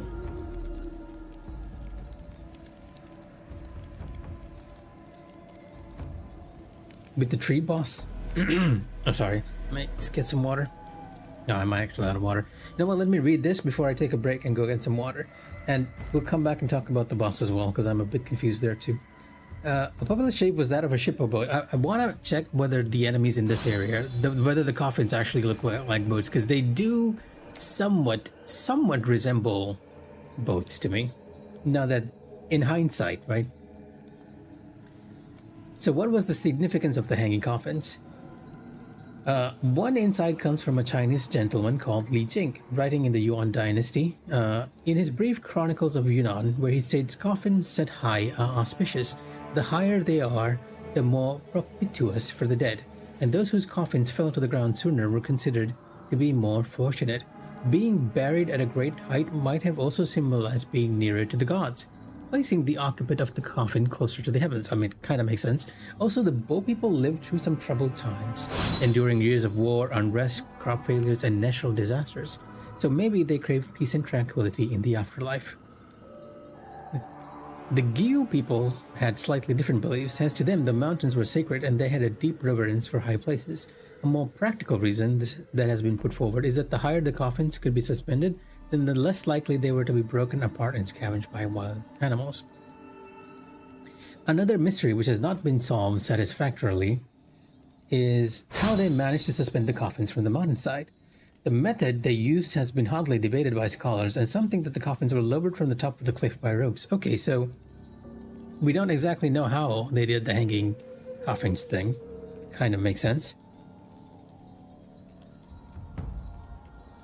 The only method where there is evidence for is lowering the coffins over the side, as some of the coffins have marks that show where the ropes rubbed as they were hanged. The mysteries of the hanging coffins and what caused the disappearance of the Bo people will never be fully understood, but hopefully as the renovation work and new archaeological excavation... Okay, never mind. It's just saying that they're more likely that we're gonna find stuff. Very, very interesting thread to upload. I'm gonna deep dive into this much later too. And also, let me take like a 5-minute break to get a bit of water and hide this image that we just put up. But yeah, as you can see, this image, I'm struck by how accurate they made it. It's not the hanging ones that we're seeing right now, but in a lot of places we also find like coffins just suspended. So yeah, let me again take like a 5-minute break, get some water, and I'll be right back.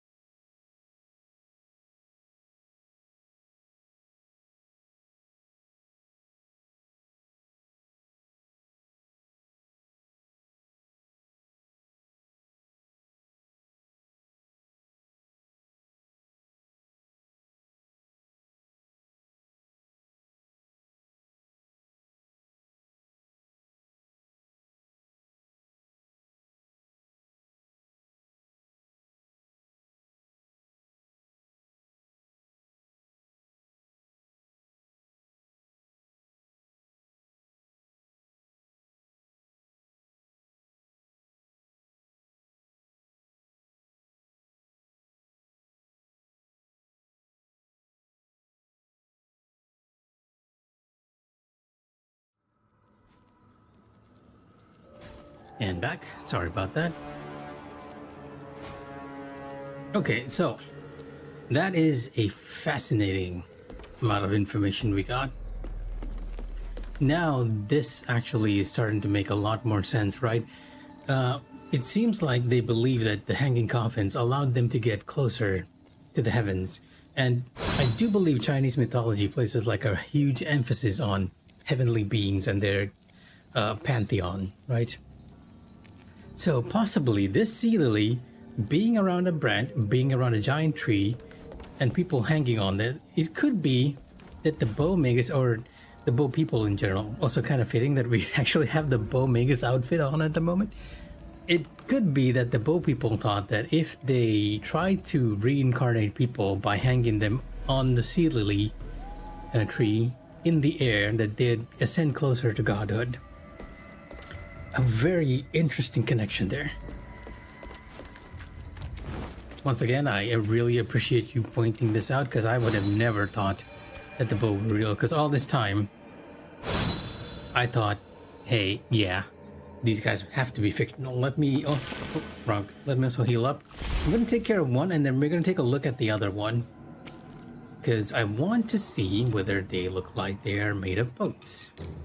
I mean, even from a distance you can tell one thing, and that they are seemingly made from branches. One piece of wood.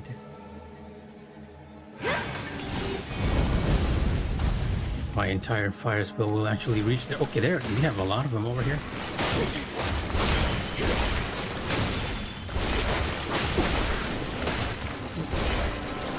Just tank through the damage, don't worry, we are on NG+.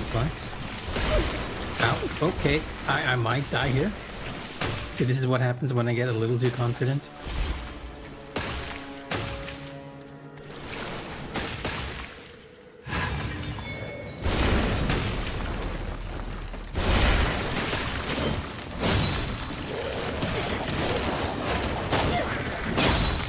Okay, now that we've managed to take care of at least one of them.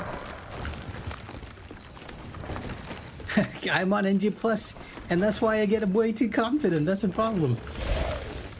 But yeah, okay, he's moving. But it does kind of look like a boat, right? Or does it? I feel like it does. It looks like those boats you see on the Chinese river. And they are made from what seems like a single plank of wood. Oh no, never mind, that's debunked. It's made from different planks of wood. But the curved surface on the top,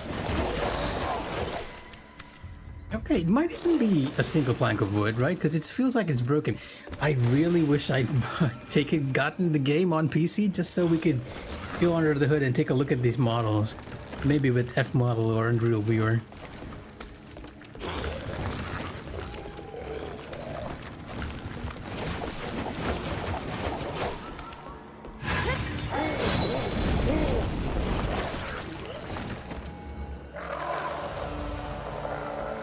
They took the historical context and is applying it amazingly. If you know your history, you definitely feel like you're appreciating the game a lot more. Oh yeah, you're right. The empty...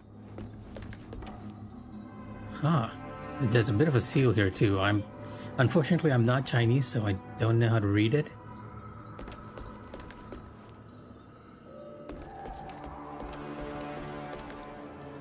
But it does feel like they're making it to be an entire... They made it out of an entire log, is a better way to put it, rather than one entire piece of wood.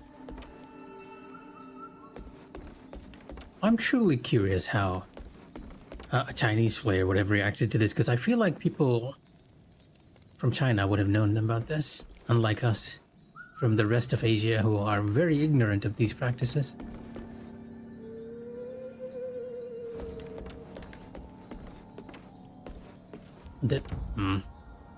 Really wish I could read that too, but unfortunately no. So they were sort of... I understand the ship shape because they relied on ships so much, and they were hanging in the air to reach the heavens. Sort of like sailing into the heavens in the afterlife. We also have that bar over there.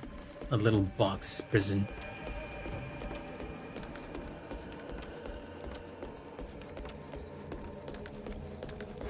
And puts a whole new context into these hanging corpses. Or at least I understand now where the design philosophy of these enemies came from.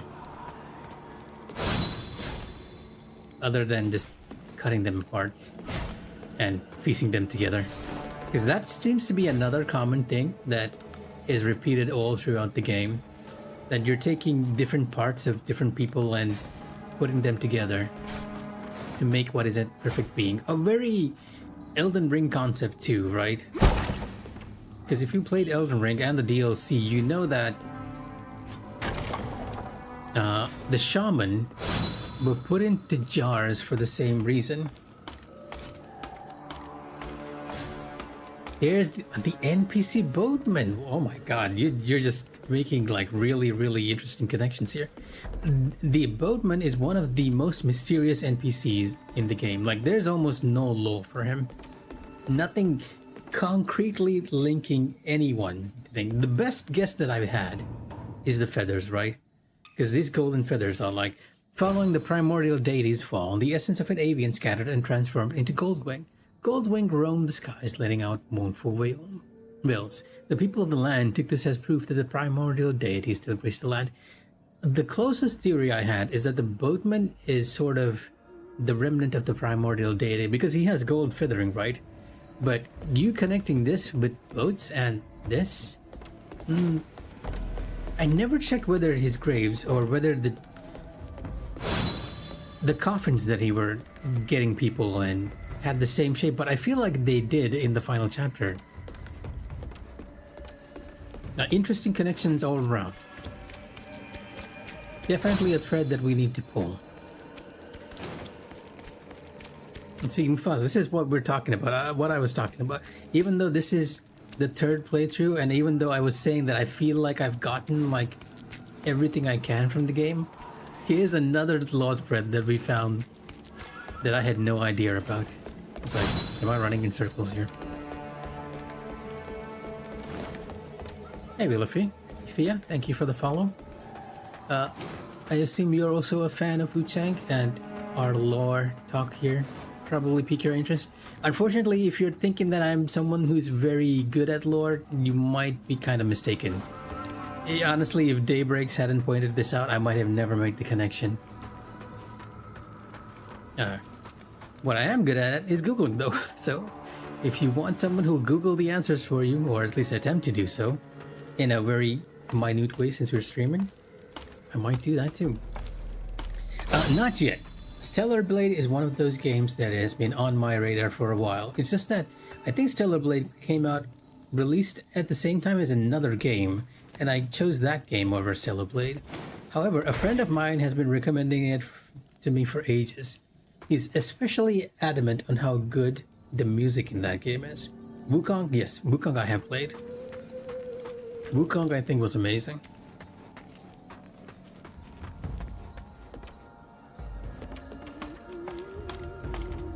Yeah, there's really very little I can say to that game other than that it's amazing.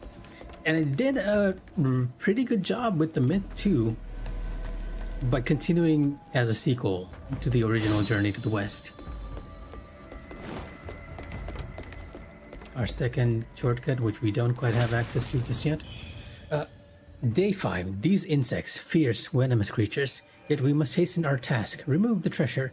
The rebels march on Cloudspire. The return is uncertain. Also, thank you for you two for following, because I just realized that with that follow from you two, I actually hit my follow goal of 55. I appreciate the fact that we're growing. I'm not sure I can keep you all entertained, but thank you regardless. Yet we must hasten our task. Remove the treasure. The rebels march on Cloudspire. Their return is uncertain. Okay, this sort of explains why the Imperial Guards were the one actually making sure that the Bow people were suppressed, or rather Lu Bingjong was kept in chains. And then they had to retreat because the rebels were marching on Cloudspire. The combat is amazing. That I believe I've heard that too. But I'm gonna have to judge that a bit when I play. Surprisingly, my friend who recommended Stellar Blade, he's not a Souls fan. Like, he hates Souls. So for him to suggest Stellar Blade was a bit of a shock to me, to be honest. So for someone who doesn't like Souls to say that the combat is good, yeah, that's a bit of a glowing ovation on my end. On their end, not my end.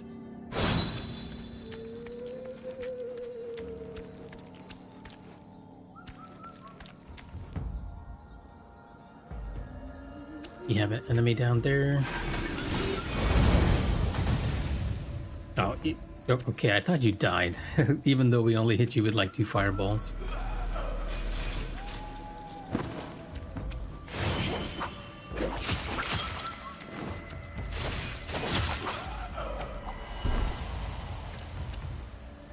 What, pray tell, are you pointing to, my friend? Oh, are you indicating the ladder over there?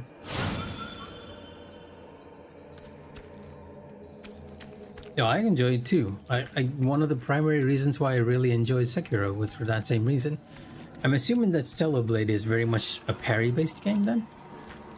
Because he was saying the same thing. And if you didn't know, one of the other games I like to parry a lot is in Expedition 33. Which is ironic considering it is a turn-based game. So I know there's a trap around here somewhere. I just can't see you guys. Can I? Oh, there you are. Now, the question is, if I do my spell, am I gonna fall off? Or do I just use the safe? I almost fell off. Can't hit you, though. Let's not get blighted.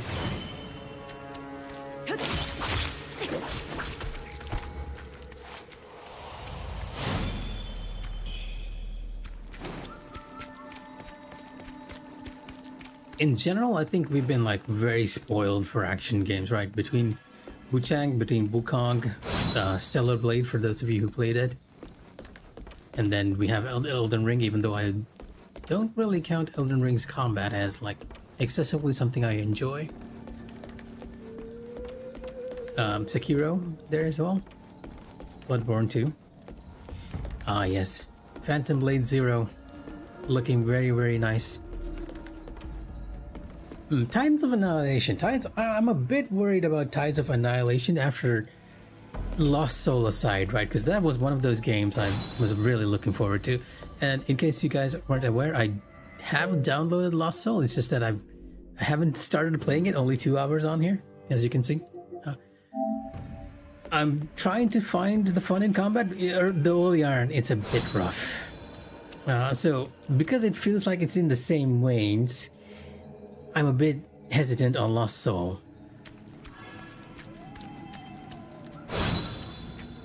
Honestly, I'm putting my faith more in the what seems like AA, or I guess even Lost Soul is Chinese based, right? I'm gonna give it a fair shake. Because I do like the premise. I do like what little of the combat we've seen too. Alright, we need to get into this room, so need to find that short. What in Tart? Oh, it's just you. Seeing that slithering around is kind of weird.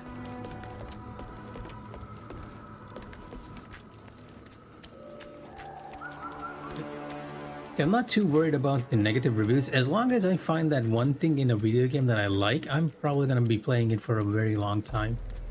Which is the case with Wuchang, and probably going to be the case for Lost Soul aside as well.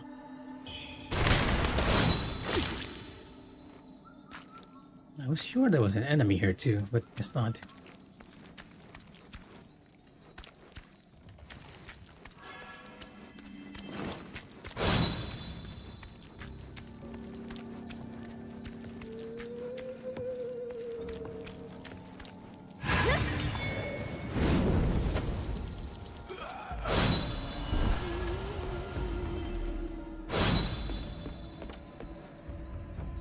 Getting lower here. A bit of a tricky area to navigate if you haven't been in here for a very long time. And in the final chapter, you actually cannot access this area, oddly enough.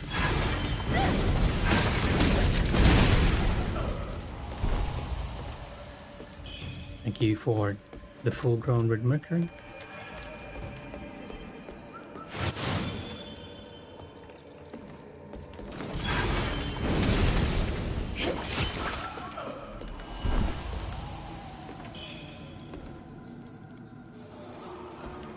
Oh, is it? I'm playing on console and I haven't really noticed the frame rate issues, but it might also be because I have put it to like performance mode, right? In most action games, well, you know, it's always better to go for that.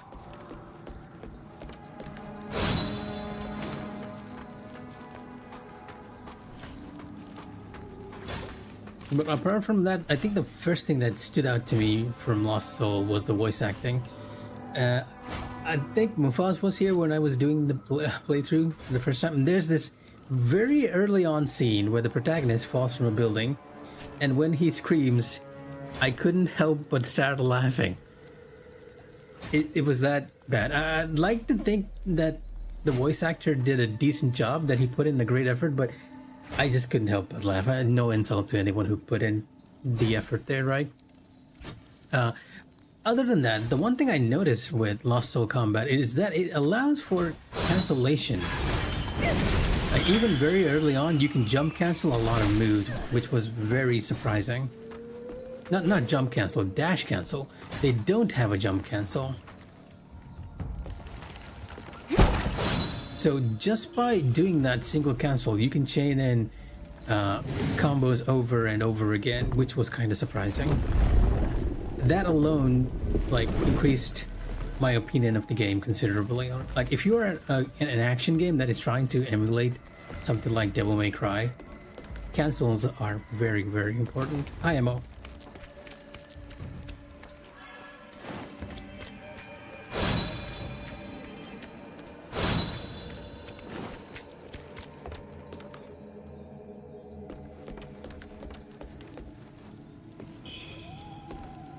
The free hanging scroll? I don't think I did get the free hanging scroll.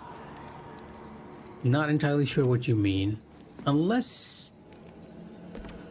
Yeah, no, I don't believe I got a hanging scroll item. If we are referring to a hanging scroll one.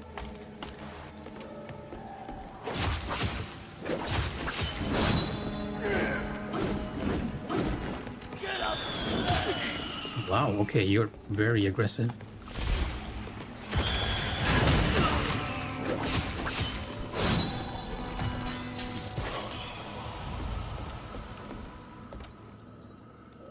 Oh, okay, so I'm gonna level with you guys. I live in the middle of nowhere.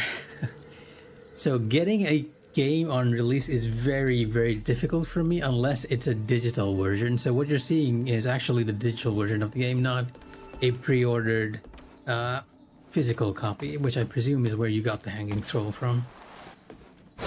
And I did not pre-order the game as well, so there's that, which I kind of regret because you kind of lose out on two costumes, and I do not believe there's a way to get those now. You are in that odd place, my friend.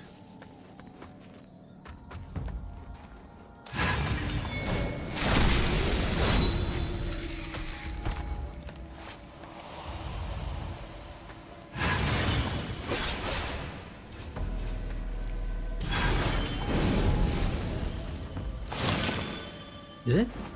It's not in the store menu itself. Like in the title menu? Is it possible? It's...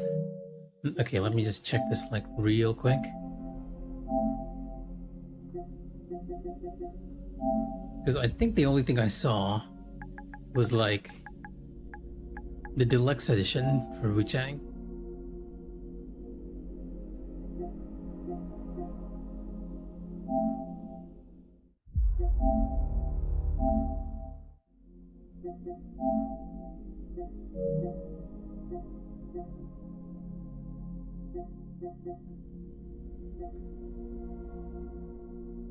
Yeah, other than the deluxe edition with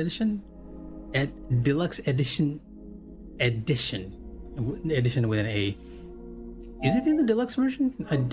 I have the deluxe version. It's just I don't have the pre-order costumes, which I believe are referring to the actual myth of Hey by Wuchang, right? The white and black entities that are related with the myth itself, where they're like the Reapers, the Grim Reapers of the underworld.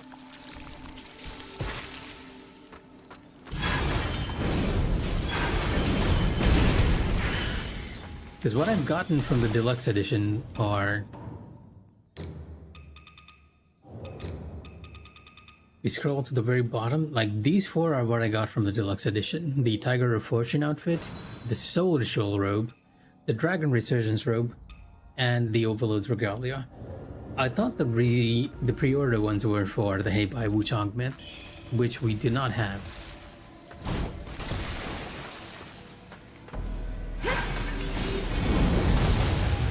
You're resistant to fire, surprisingly. I was thinking you'd be weak against it.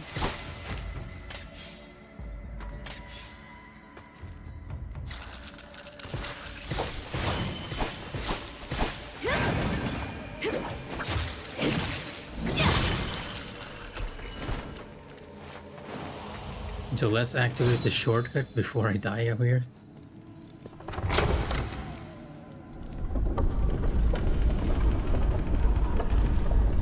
See, the pre-order version is not on the PlayStation Store, as you can see. If it was, they kind of removed it, which is a shame, because I feel like a lot of people would go for the options, especially if you're getting like weapons from it. Like some of the deluxe edition weapons are like insanely good. The Watch's Gaze, the one-handed sword you get from the deluxe edition, is a better version, has a better version of Flurry. It also looks like really, really cool.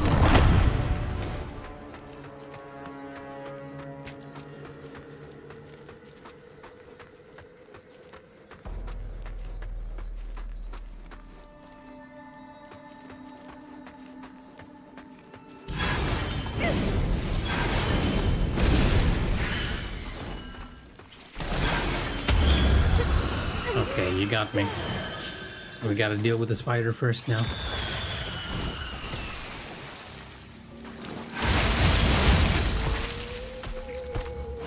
Yeah, the Phantom Flurry is like really good. Like even the spear that you get, and I'm kind of surprised that you get what is arguably what I would consider, like if you look at the spear that you get from the deluxe edition, right? It's this one, the Dragon Coil Lance Spear. And I believe this is actually the spear that is wielded by the Great Elder, I mean the White Robed Elder, which is wielded by Zhao Yun.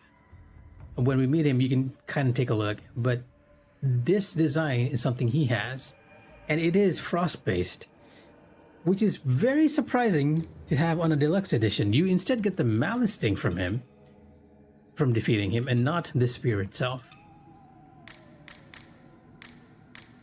So yeah, some of the better, cooler, or lore-related items do seem to be in the deluxe edition, which is kind of a shame. But I also heard that the deluxe edition items were mistakenly given out to everyone. And that's the reason why they were trying to release the September 17th. It states in the description below. Oh, okay, let me take a look at this once more.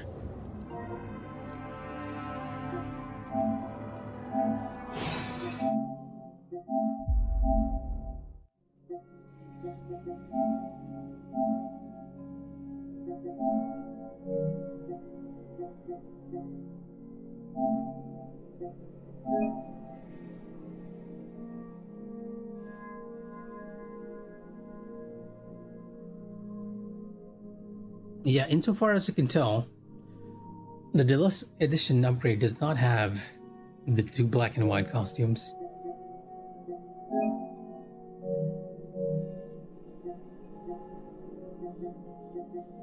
Game and legal info.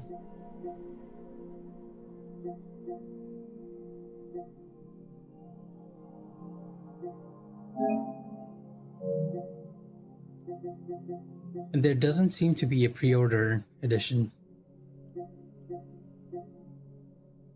I wonder if you can find the pre-order. No, even the pre-order news is gone too. They might have removed it. And yeah, as you can see, we can only shift between the standard edition and deluxe one.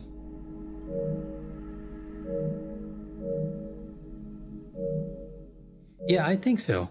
If you got it via pre-order, then it might have been on the store, but now they've definitely removed it.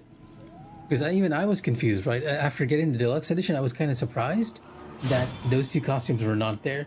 And the reason I was surprised was because I was actually looking forward to getting them, because they are based on the myth of Heibai Wuchang. For those who don't know, I'm gonna just look up an article so that we can talk about this and make sure that I'm not messing up what I'm saying when I'm actually talking about these mythologies that I'm not familiar with. Heibai Wuchang, or rather Bai Wuchang as the name implies in the game itself, Wuchang, is literally called black and white impermanence, and they're like two deities in Chinese myth.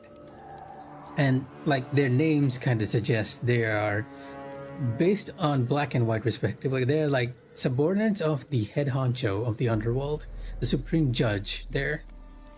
And they are kind of act like reapers, like grim reapers of souls, right? When someone dies, they come to guide them to the underworld. And that's what the myth is based on. Oh, sorry. Accidentally pressed that.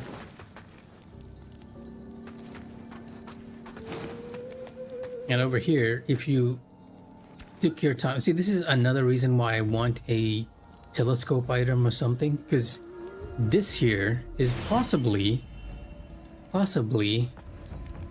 the second person that's related to Lu Bingzhang. Lu Bingzhang up there is possibly the alchemist, and this guy's the teacher. And if you go over to like the key item you get from him, this, a broken cane stained with red mercury crystals where it snapped. A red mercury usually forms where blood is involved, right? And if you very closely examine the back of this guy's head, you can see that it's been bloodied. Like, it's almost like something struck him. So presumably it was Lu Bingzhang himself who killed this guy. Presumably. I might be completely wrong. Letter Wang D. And please allow me to pick this up. Thank you. And we get the twin infant pendant from him too, which further cements the fact that this is possibly the second person they were talking about. If I can find the pendant. Once there were two priests at the Shu Sanctum, one a teacher, the other an alchemist. For years their work greatly benefited the locals until one got a little too power hungry, thanks in part to the Bo-Omegas egging on the power, and he killed the other twin. Ironic that you get a pendant for symbolizing the bond of brotherly respect from the dead body of a twin.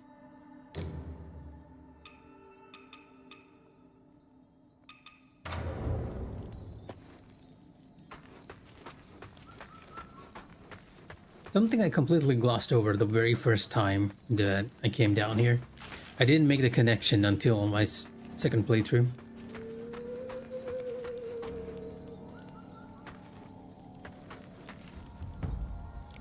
This is some very early signs that you're dealing with the bow and the shoe. Like, even this has sort of a tree motif to it. It's a shame we can't get close without getting corrupted though. Like, there's the avian motif, like the bird below, and the leaves above.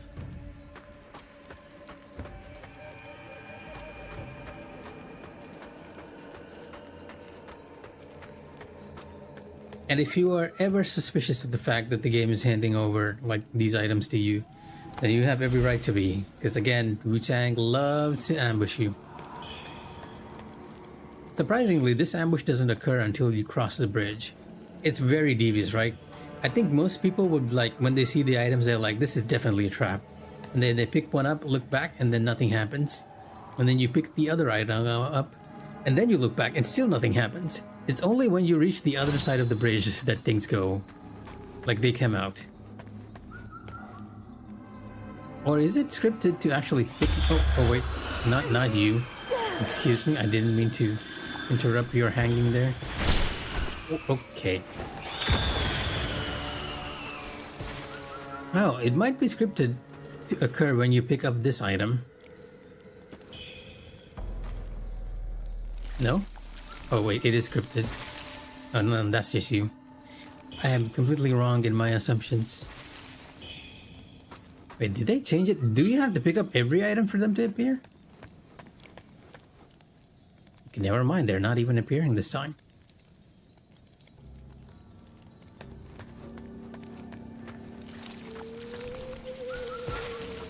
I swear there's an ambush here. Okay, the very last one at the end, probably, right?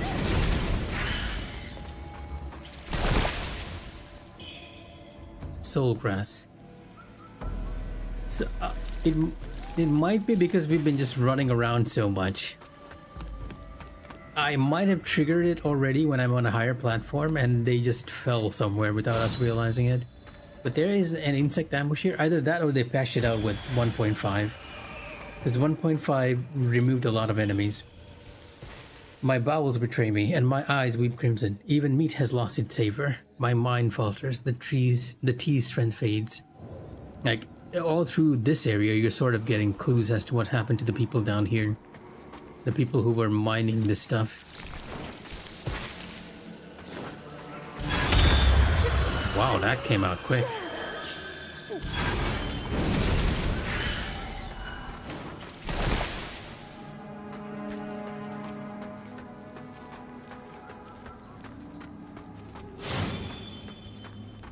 The actual way we need to go, but we're gonna take like a slight detour because I think there's an item over here. And possibly an ambush, other than that coffin. Yeah, there's the one.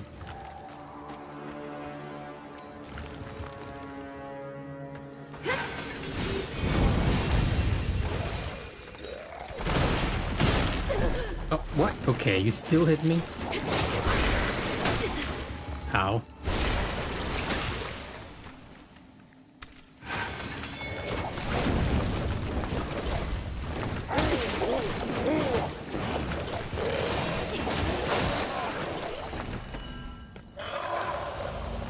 You can tell how laissez-faire I am been by the whole thing just because we are on NG+3.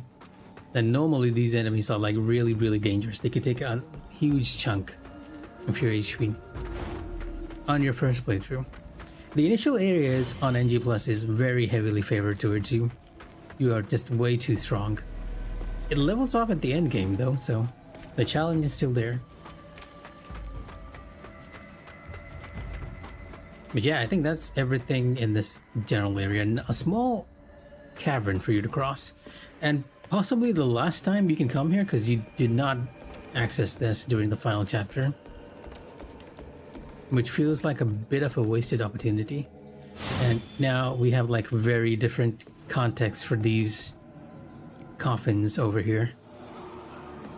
I'm starting to even notice them more now that we read about it all.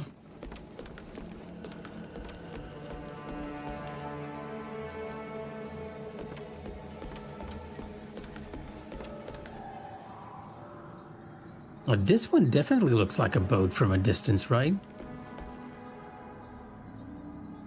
There's just one amalgam of bodies right here. The coffins themselves seems to be almost basket-like though. I mean, where they stuff all the bodies in.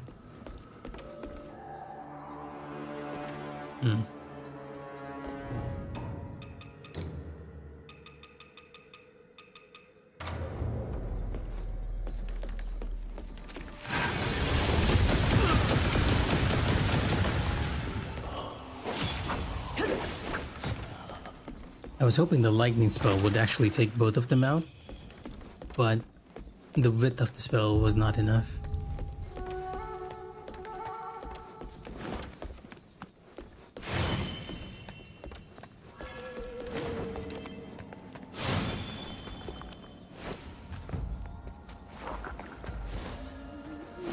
Are you stuck?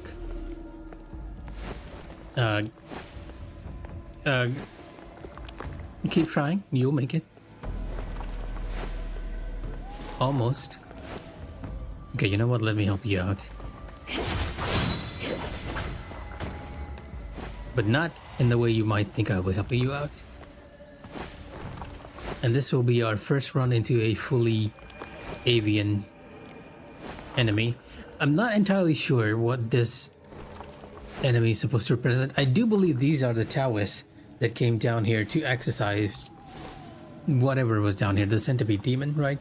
Because if you look closely, you can see sort of the yin-yang symbol on their back, and their robes kind of look a lot more fancy than the normal people we've been running into, the bandits and everything.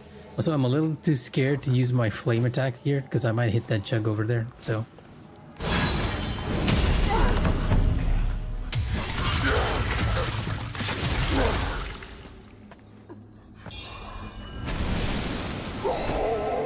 Yeah, they definitely look more like monk robes than anything else.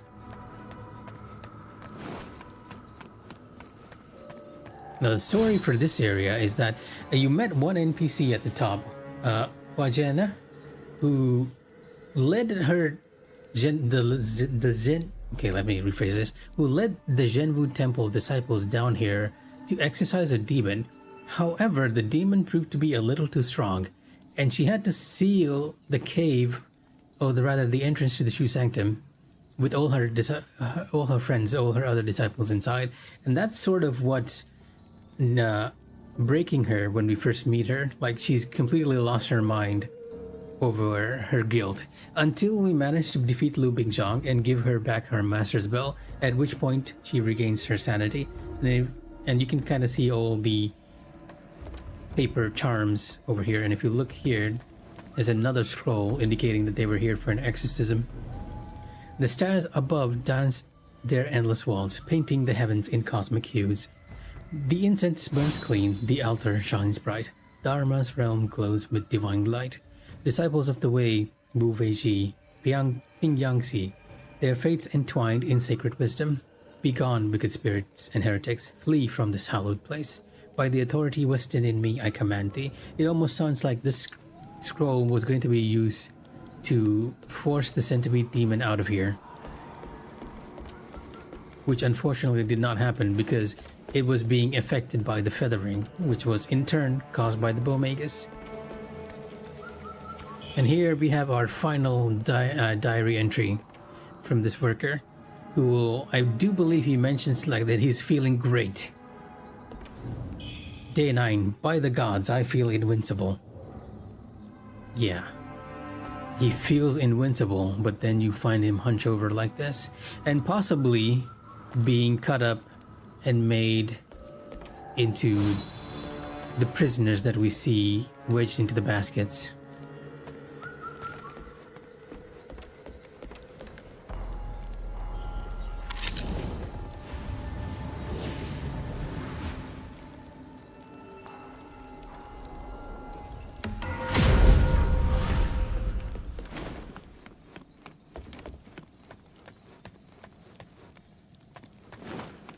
Gonna take a look around because I do believe there are some more items here that we might have missed. It's down here in the poison mist.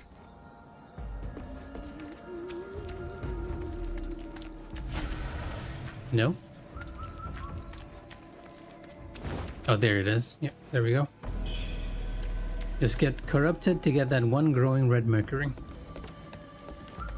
I'm gonna reset here because the centipede demon is next, and possibly the centipede demon is gonna be our last boss fight for the day too. I am reaching, well, okay, maybe we can go for like 30 more minutes. I usually keep my stream going for like 3 hours, and let's make sure we bank all our souls because that new game we're kind of lacking in everything. Let's also build for more magic, because I feel like I remember the centipede demon being like really weak against magic. So I'm gonna spec out of my flame node. Oh wait, I do have the magic one, I think. Bone needle magic, yeah, we do have it. Paralysis, no, I don't kind of need you. Burn, corruption, paralysis, blight.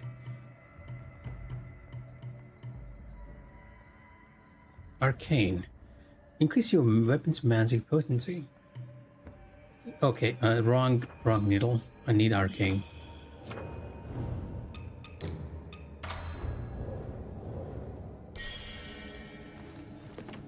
And then let's look at some spells that we can use. The Centipede Demon kind of gives you like really, really big windows. It might even be possible for me to use his own spell against him when he's down. Although it's like a very, very long cast animation. I'm gonna try it, even though we're probably gonna get hit. And what else do we want to use against him? I'm not entirely sure what he's weak against. Golden Scepter. Sure, why not? Another very strong magic spell. We need some low-cost ones here. I'm gonna put basic magic shot here, just in case. No worries, Daybreaks, and thank you for joining the stream and letting me know about the bow. I now have some more things to take a look at. Take care then. I'll probably stop my stream too after a bit, like 30 more minutes. If you have any more lore information you want to share, just let us know when you drop by next. I could use Lotus Soul Flame. He's a giant boss, right? And giant bosses are like really, really susceptible to this one. Extremely susceptible. Aurum Feather Frost for this, and yeah, let's try this setup. I might just burn him entirely with Golden Flame, Lotus Soul Flame. Very, very possible. So let me invoke our buffs. Might as well make it interesting, right? I'm gonna use Plume Grace to lower my HP. Oh, wrong. So that we get our low HP buffs here. So now, the Centipede Demon can actually kill me in one hit too. And I can possibly do the same if I get a good run. With Lotus Flame, though I need one more point of magic. We can probably get it, right? Probably.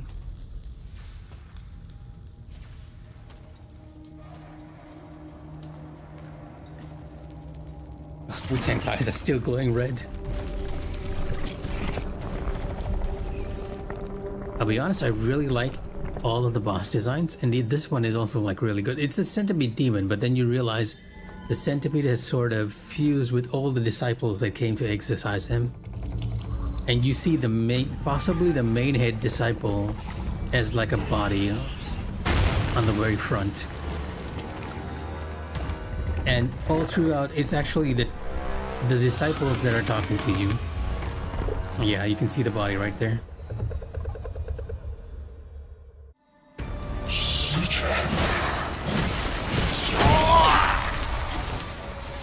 I got what I wanted, but I don't have enough points to use it though.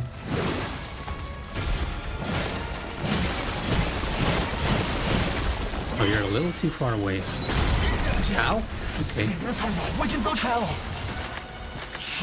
Oh, that's the wrong one? Never mind. My strategy failed. Let's focus on dodging before we run to the lightning pillars and try to stun him this time, eh? Let's also use a bloom before we go in. So I'm gonna switch over you to a gross plume. And make sure I know the combination for it. It's L2R2. Okay, good to know.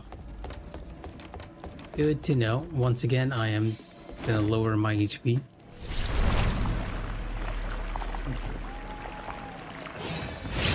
Actually, wait, I think I have Burn Benediction on the sword. I need to change that. Oh, we'll just use the Jade Sigil, even though it's like a few paces. Where is the Jade one? Wait, do I not have the Jade Sigil at the start? Oh, I do. Okay, here we go. I thought I missed it. Never mind. Sheng, no, we are looking for anything that increases our damage at a certain threshold. When you, well, below a certain threshold, you can increase defense. Is it only defense for the first one? At full health, you get more. Yeah, it might be defense. We'll just put that here. Extra defense never hurt.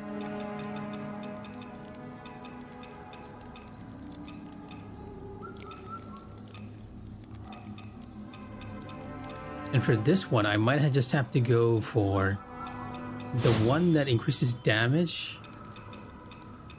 Well... Okay, is Electroting maybe?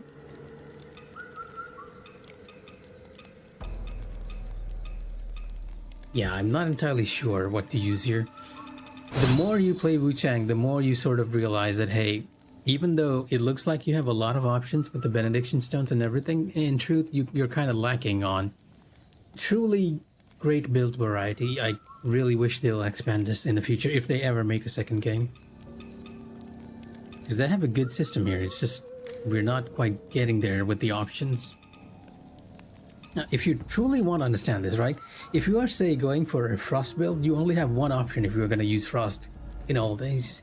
Like, same for Burn. Burn is the only one that actually... Wait, Burn is the one that actually has two options. Because there's a Burn Stone that increases damage based on combos, and a Burn Stone that just increases the potency of Burn.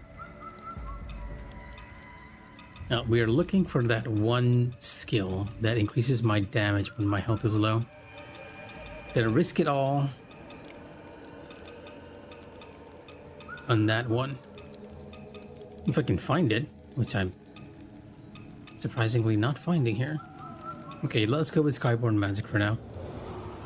And that delay sort of gave us enough time to get a golden feather. Or not, it kind of disappeared, never mind. So let's focus on dodging the first attack and then dragging this guy in.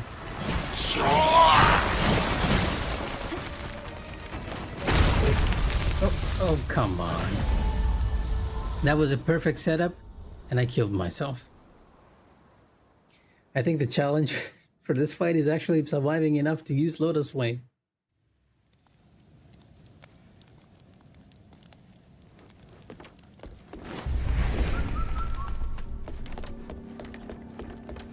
Also, props to whoever made the music for the Centipede Demon. The Centipede Demon's music is kind of different from the others, right?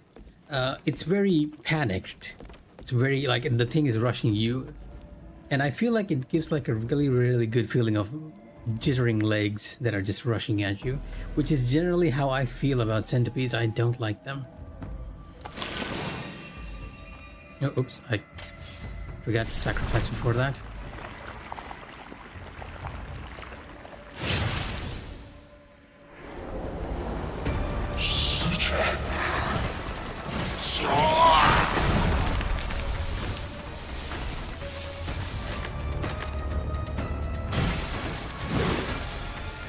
I lost a good opportunity there. Survived that too. It's not the venom that bothers me, it's the little legs.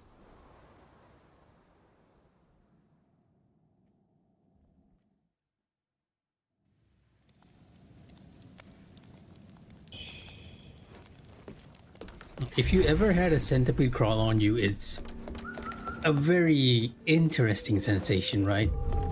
The little legs just jittering on you.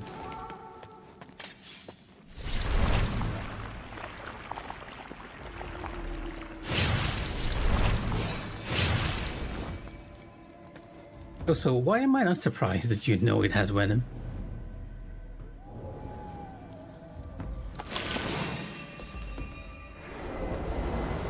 The funny face.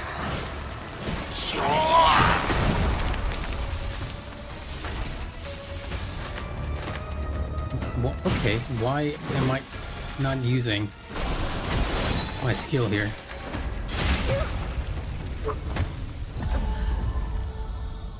You had one, I presume, until it died. Yes, thank you.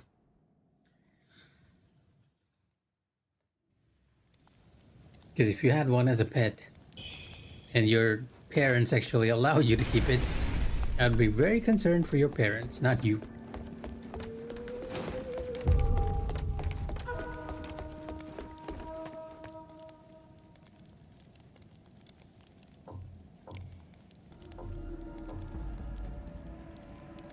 You hit it. Oh.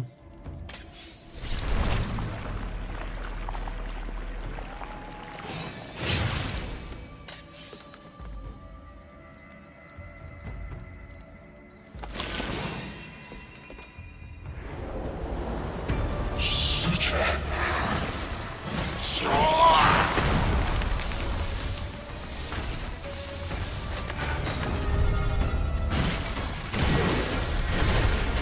wow. It moves a little too fast for me to use this. I took damage from there too. I didn't even realize that. Okay, we might need a better opportunity. I thought the lightning, him hitting the lightning would be a good opportunity to use Lotus Flame. And Lotus Flame usually just burns everyone outright, but that might be something we kind of need to look for another option.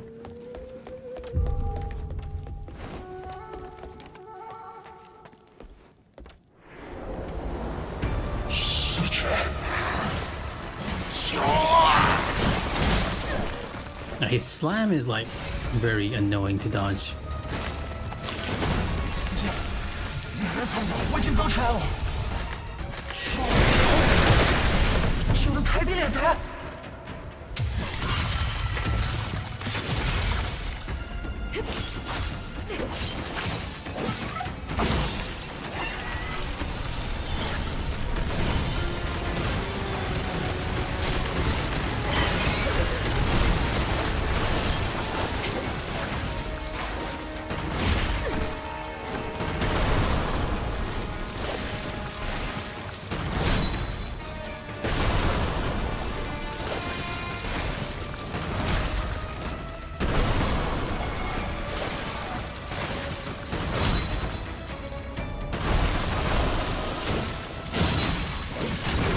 Oh, okay.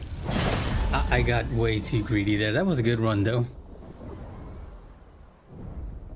It might be possible to defeat him with the sacrifice buffs if I get lucky. If I get lucky. If I can dodge that first slam attack that hits me. I could use sacrifice inside.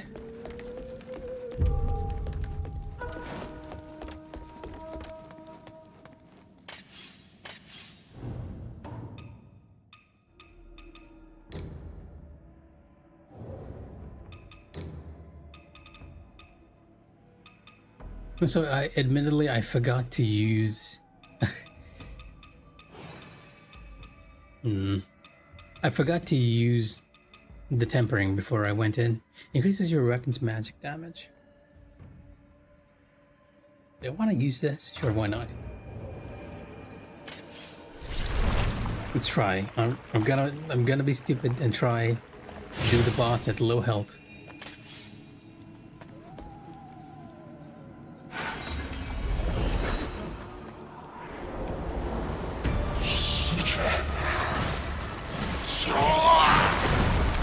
Oh, come on.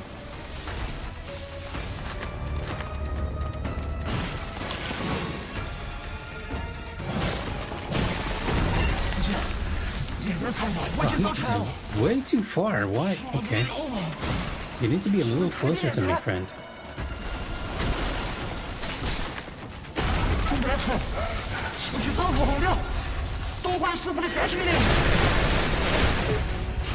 Almost.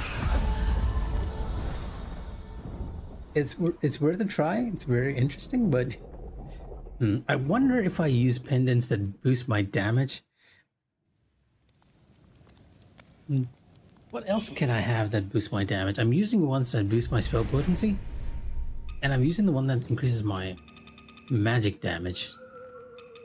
Discipline skills? No. Stamina, weapon skills.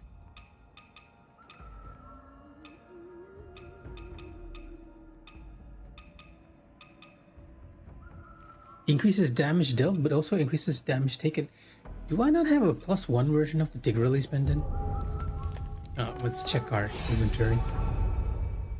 Our warehouse.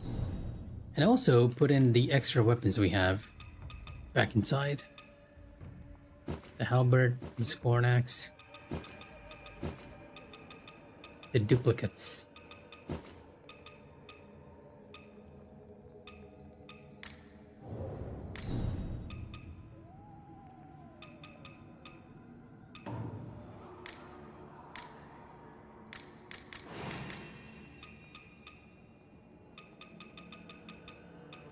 Now, I did not have a +1 version of the Tig Release Pendant. I wonder if you get the Tig Release Pendant from the final area in the game, and because we got the successor of the bow ending, we kind of didn't get it.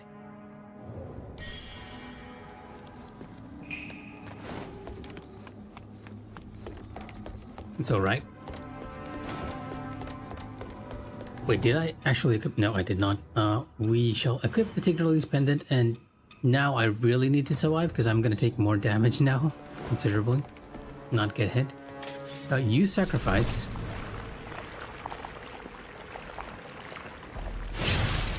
Possibly use a Plume again and try and see if we can avoid that first attack.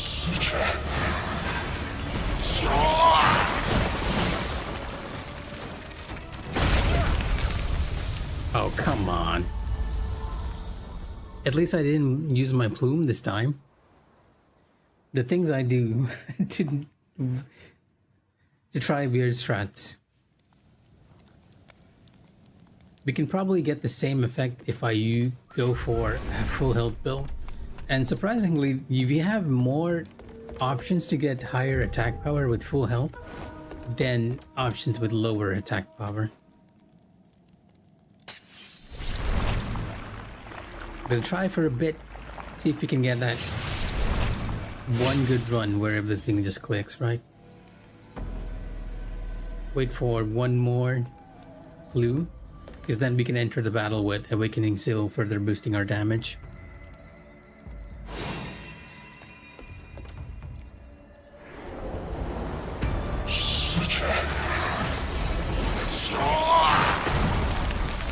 Ah, come on.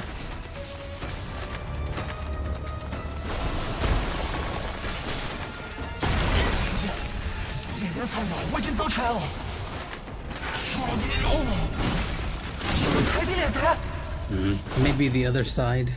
It feels like there is not enough of a gap for us to use, unless I'm like really quick, to use Lotus Flame.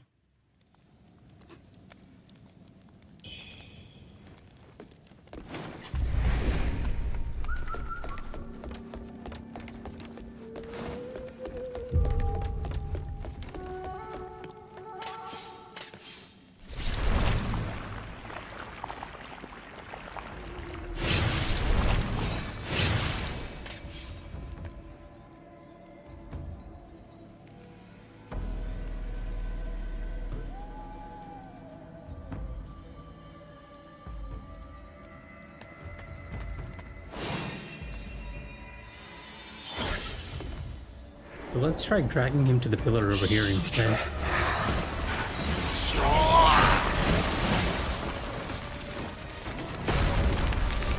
Nope, not a good opportunity.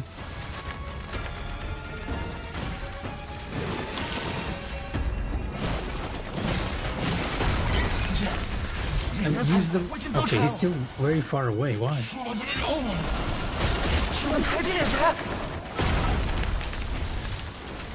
Wow, okay, you're just destroying all the lightning pillars and I'm not even getting an opportunity to use this.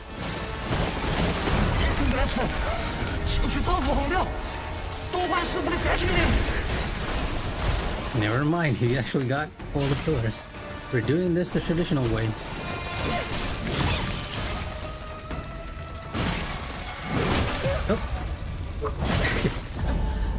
Sure, fine. We'll deal with it the traditional way. Don't use any cheese strats. For some reason, he destroys the pillars from such a far range. And he's also stunned for like a very little duration. I wonder if it's because we're on New Game +3. I feel like he's stayed down a lot longer.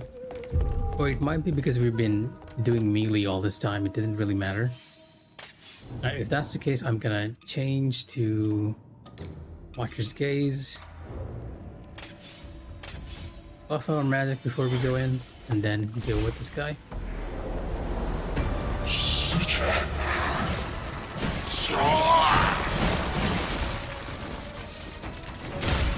Oh wow, that delay.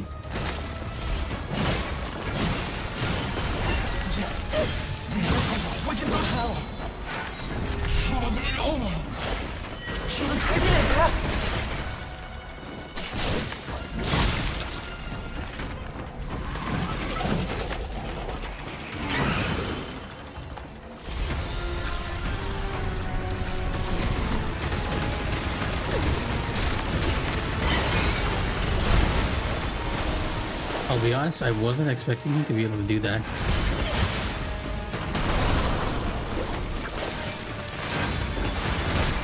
Yep, wrong button.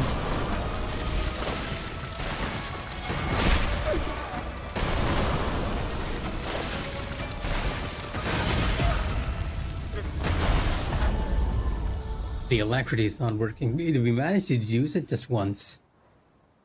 A good dodge is all we need now.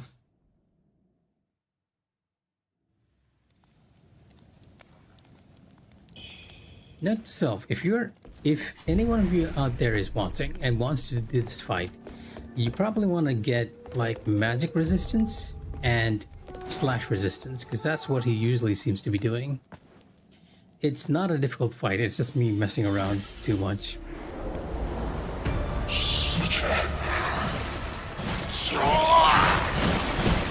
He wouldn't even reach you with this first attack.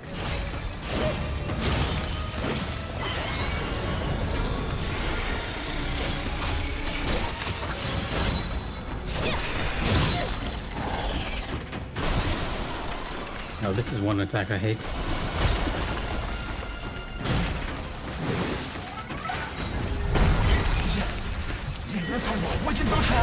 Again, he's a little too far.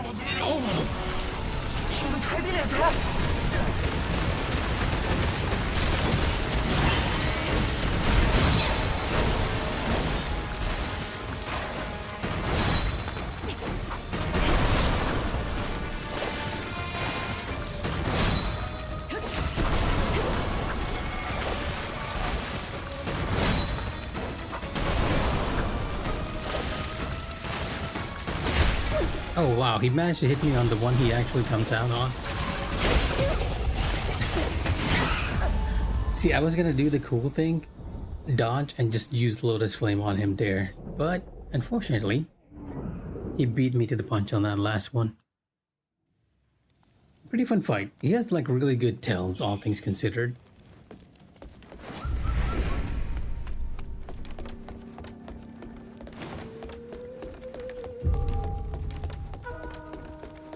Yeah, we're not going to be able to use any spell that takes a long time, so I'm going to just change these out. Perhaps use this at the start, because Lotus Lantern can do a crazy amount of damage, and we can go in there ready to hit him with it. What else do we have for a magic spell that's going to be good to use? Something that's quick, right? Golden Scepter might be okay too. I feel like Golden Scepter might be the better way compared to Lotus Flame. It's not going to be doing like too much damage. But hey, worth a try. Worth a try.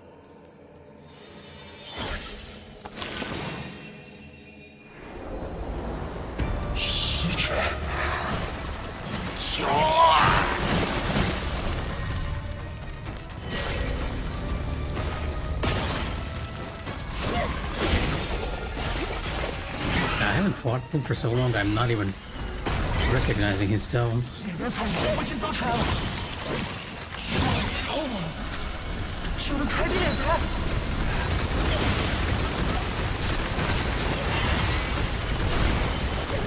Oh wow, I got the dodge on it, you could even hear the sound, and still got hit. Alright, fine. You're going down this time. If I can hit you. And time my dodges properly.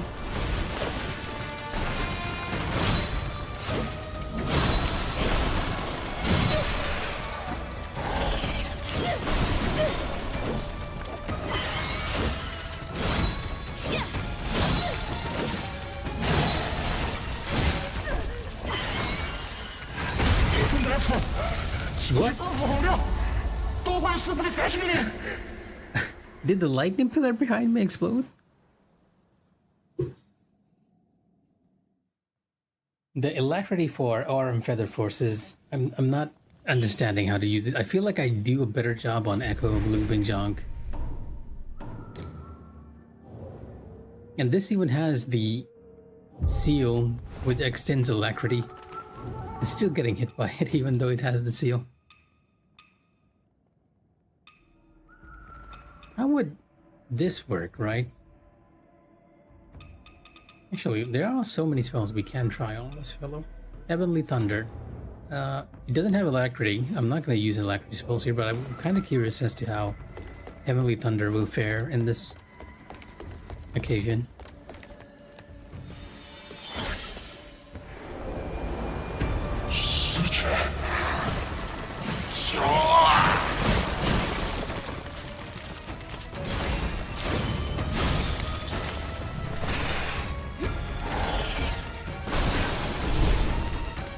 A good chunk of damage.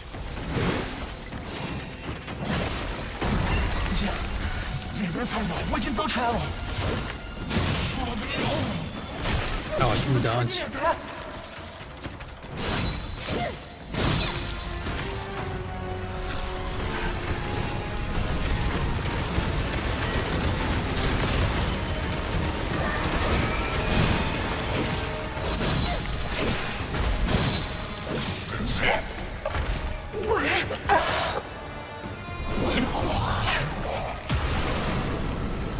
How could you betray me, sister?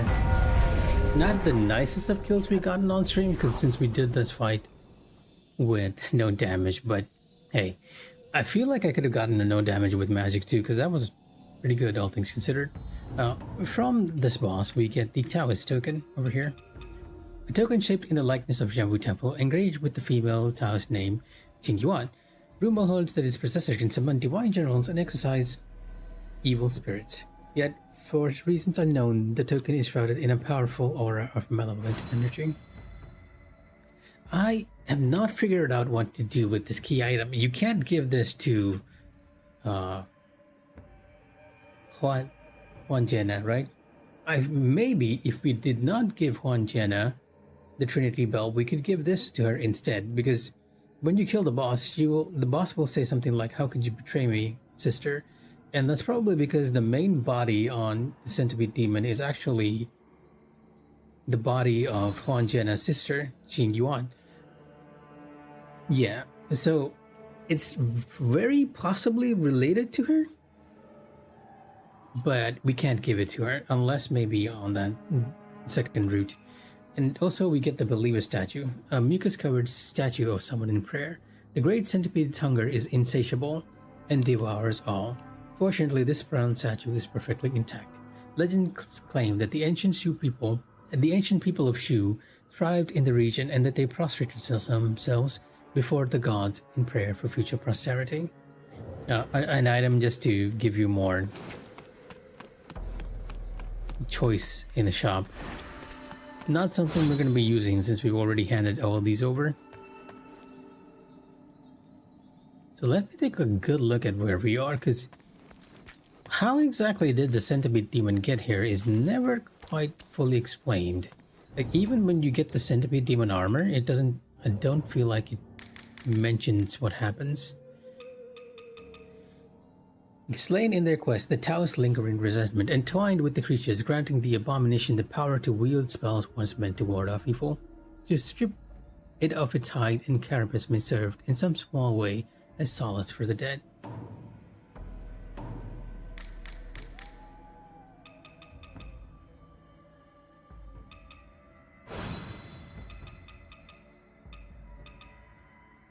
The Taoists of Jambu Temple venture deep into the underground palace, seeking rare materials to refine their elixirs. Few who face the enormous centipede. Fattened on countless remains live to tell the tale. Okay, fattened on countless remains. That might be the actual answer to this, right? Because we know that Liu Bingzhang and their twin, well, possibly Liu Bingzhang, who is lured by the Bow Magus, has been trying to undergo their bow rituals here with the many bodies involving making like a red mercury and trying to make the heavenly gate, right? So it's possible with all those bodies stacked up in one place, and because of the red mercury itself, just a normal centipede kind of grew into the centipede demon, and then the Taoists who ventured in were eaten up and absorbed to give it its magical properties, and we sort of just managed to get rid of them. And I guess the theory kind of holds true, because if you look over here, there's like a mass grave all around the place.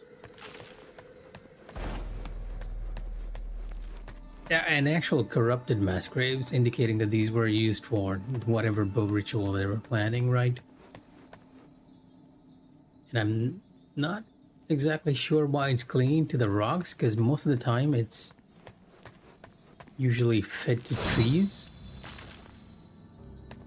But either way, the bodies were dumped here. The centipede demon ate all the bodies, and well, a centipede ate all the bodies and then became the demon. I also kind of feel like this is leading... Wait a minute, isn't this... Oh.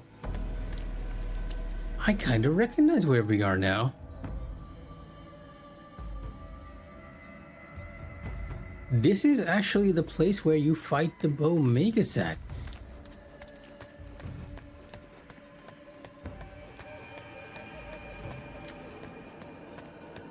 Wow, okay, I can't believe I didn't make the connection before. During the final chapter, the storyteller will even tell, or rather Duriel will tell you to come down here, that it's underneath the Shoe Sanctum, and this is underneath the Shoe Sanctum. I didn't make the connection that the place that we were fighting the Mikh'a was the place that we were fighting the centipede demon until now. And at the final chapter, it does seem like her ritual is almost completed, because these bodies are weeping out blood, or rather red mercury. So we somehow managed to enter the ritual site before the ritual has come to full completion. And this also explains the tree, in a sense, I guess. Because what you later see infecting the rest of Shu, or the rest of the Worship's Rise area, is actually the tree that's growing out from here, being fed all these bodies by the Mikh'a. Because if you look over here, I just run way past here, you see the tower that we used to access the area, and you can access this tower later on too when you go through there.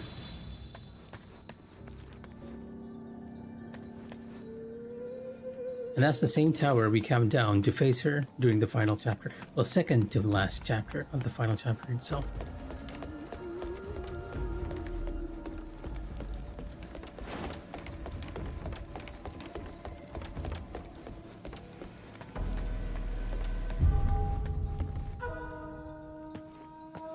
Yeah, the Tower of Sacrifice. This is where they sacrificed all those people to get the red mercury. And you can still see the remains of some of the Zhenwu Temple Taoists, because they're all wearing the Taoist robes. The Zhenwu Temple disciples, not Taoist. Let me run down to the shrine over here, because I want to check and see if defeating the centipede demon activated any NPC, right?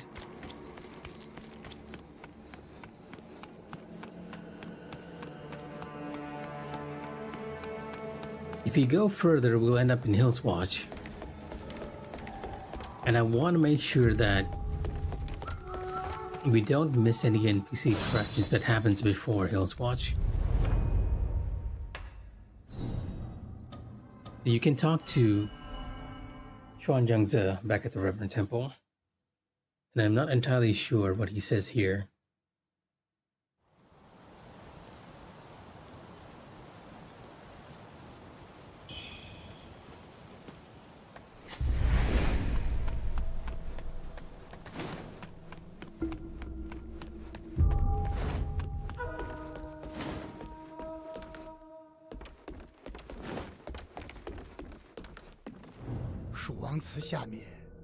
Oh yeah, okay, I did get this dialogue before too. 当时罗官爷带人去汇柳滩除妖物，为了困住那妖物，便放火烧山。镇上的人说，汇柳滩以前是抛尸的地方，阴气颇重，如今烧过之后，应该能好上不少。只是这火邪门得很，烧了数月。 也不见熄灭，还封住了路。至此，便无人能前往汇柳滩。如今侠士已将密道找到，那我要动身了。行宫中的密卷藏书，说不定能救佛缘镇的百姓于水火之中。这世道艰险异常，侠士还得多多当心呢。Zhang just pretext of trying to cure the people, but now we know that he's actually heading to the Tank Palace in hopes of finding the relic himself. And yeah, I did get that dialogue on my first playthrough. I don't think I got it on my second one, because I didn't head back here until we were sort of a ways into the Tank Palace. Anyways, I think that we made a pretty good progress on stream today. We killed like 3 bosses. We got Wuchang Lu, we got Lu Bingzhang, and now we just got the Centipede Demon, and it's been 3 hours, which is my usual stream time.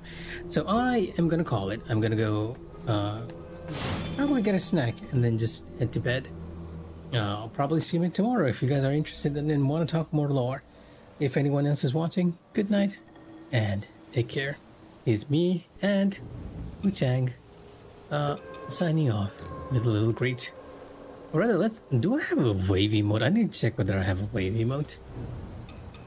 Oh, I do have a wave emote. And here's me and Wuchang signing off. Good night, everyone, and take care.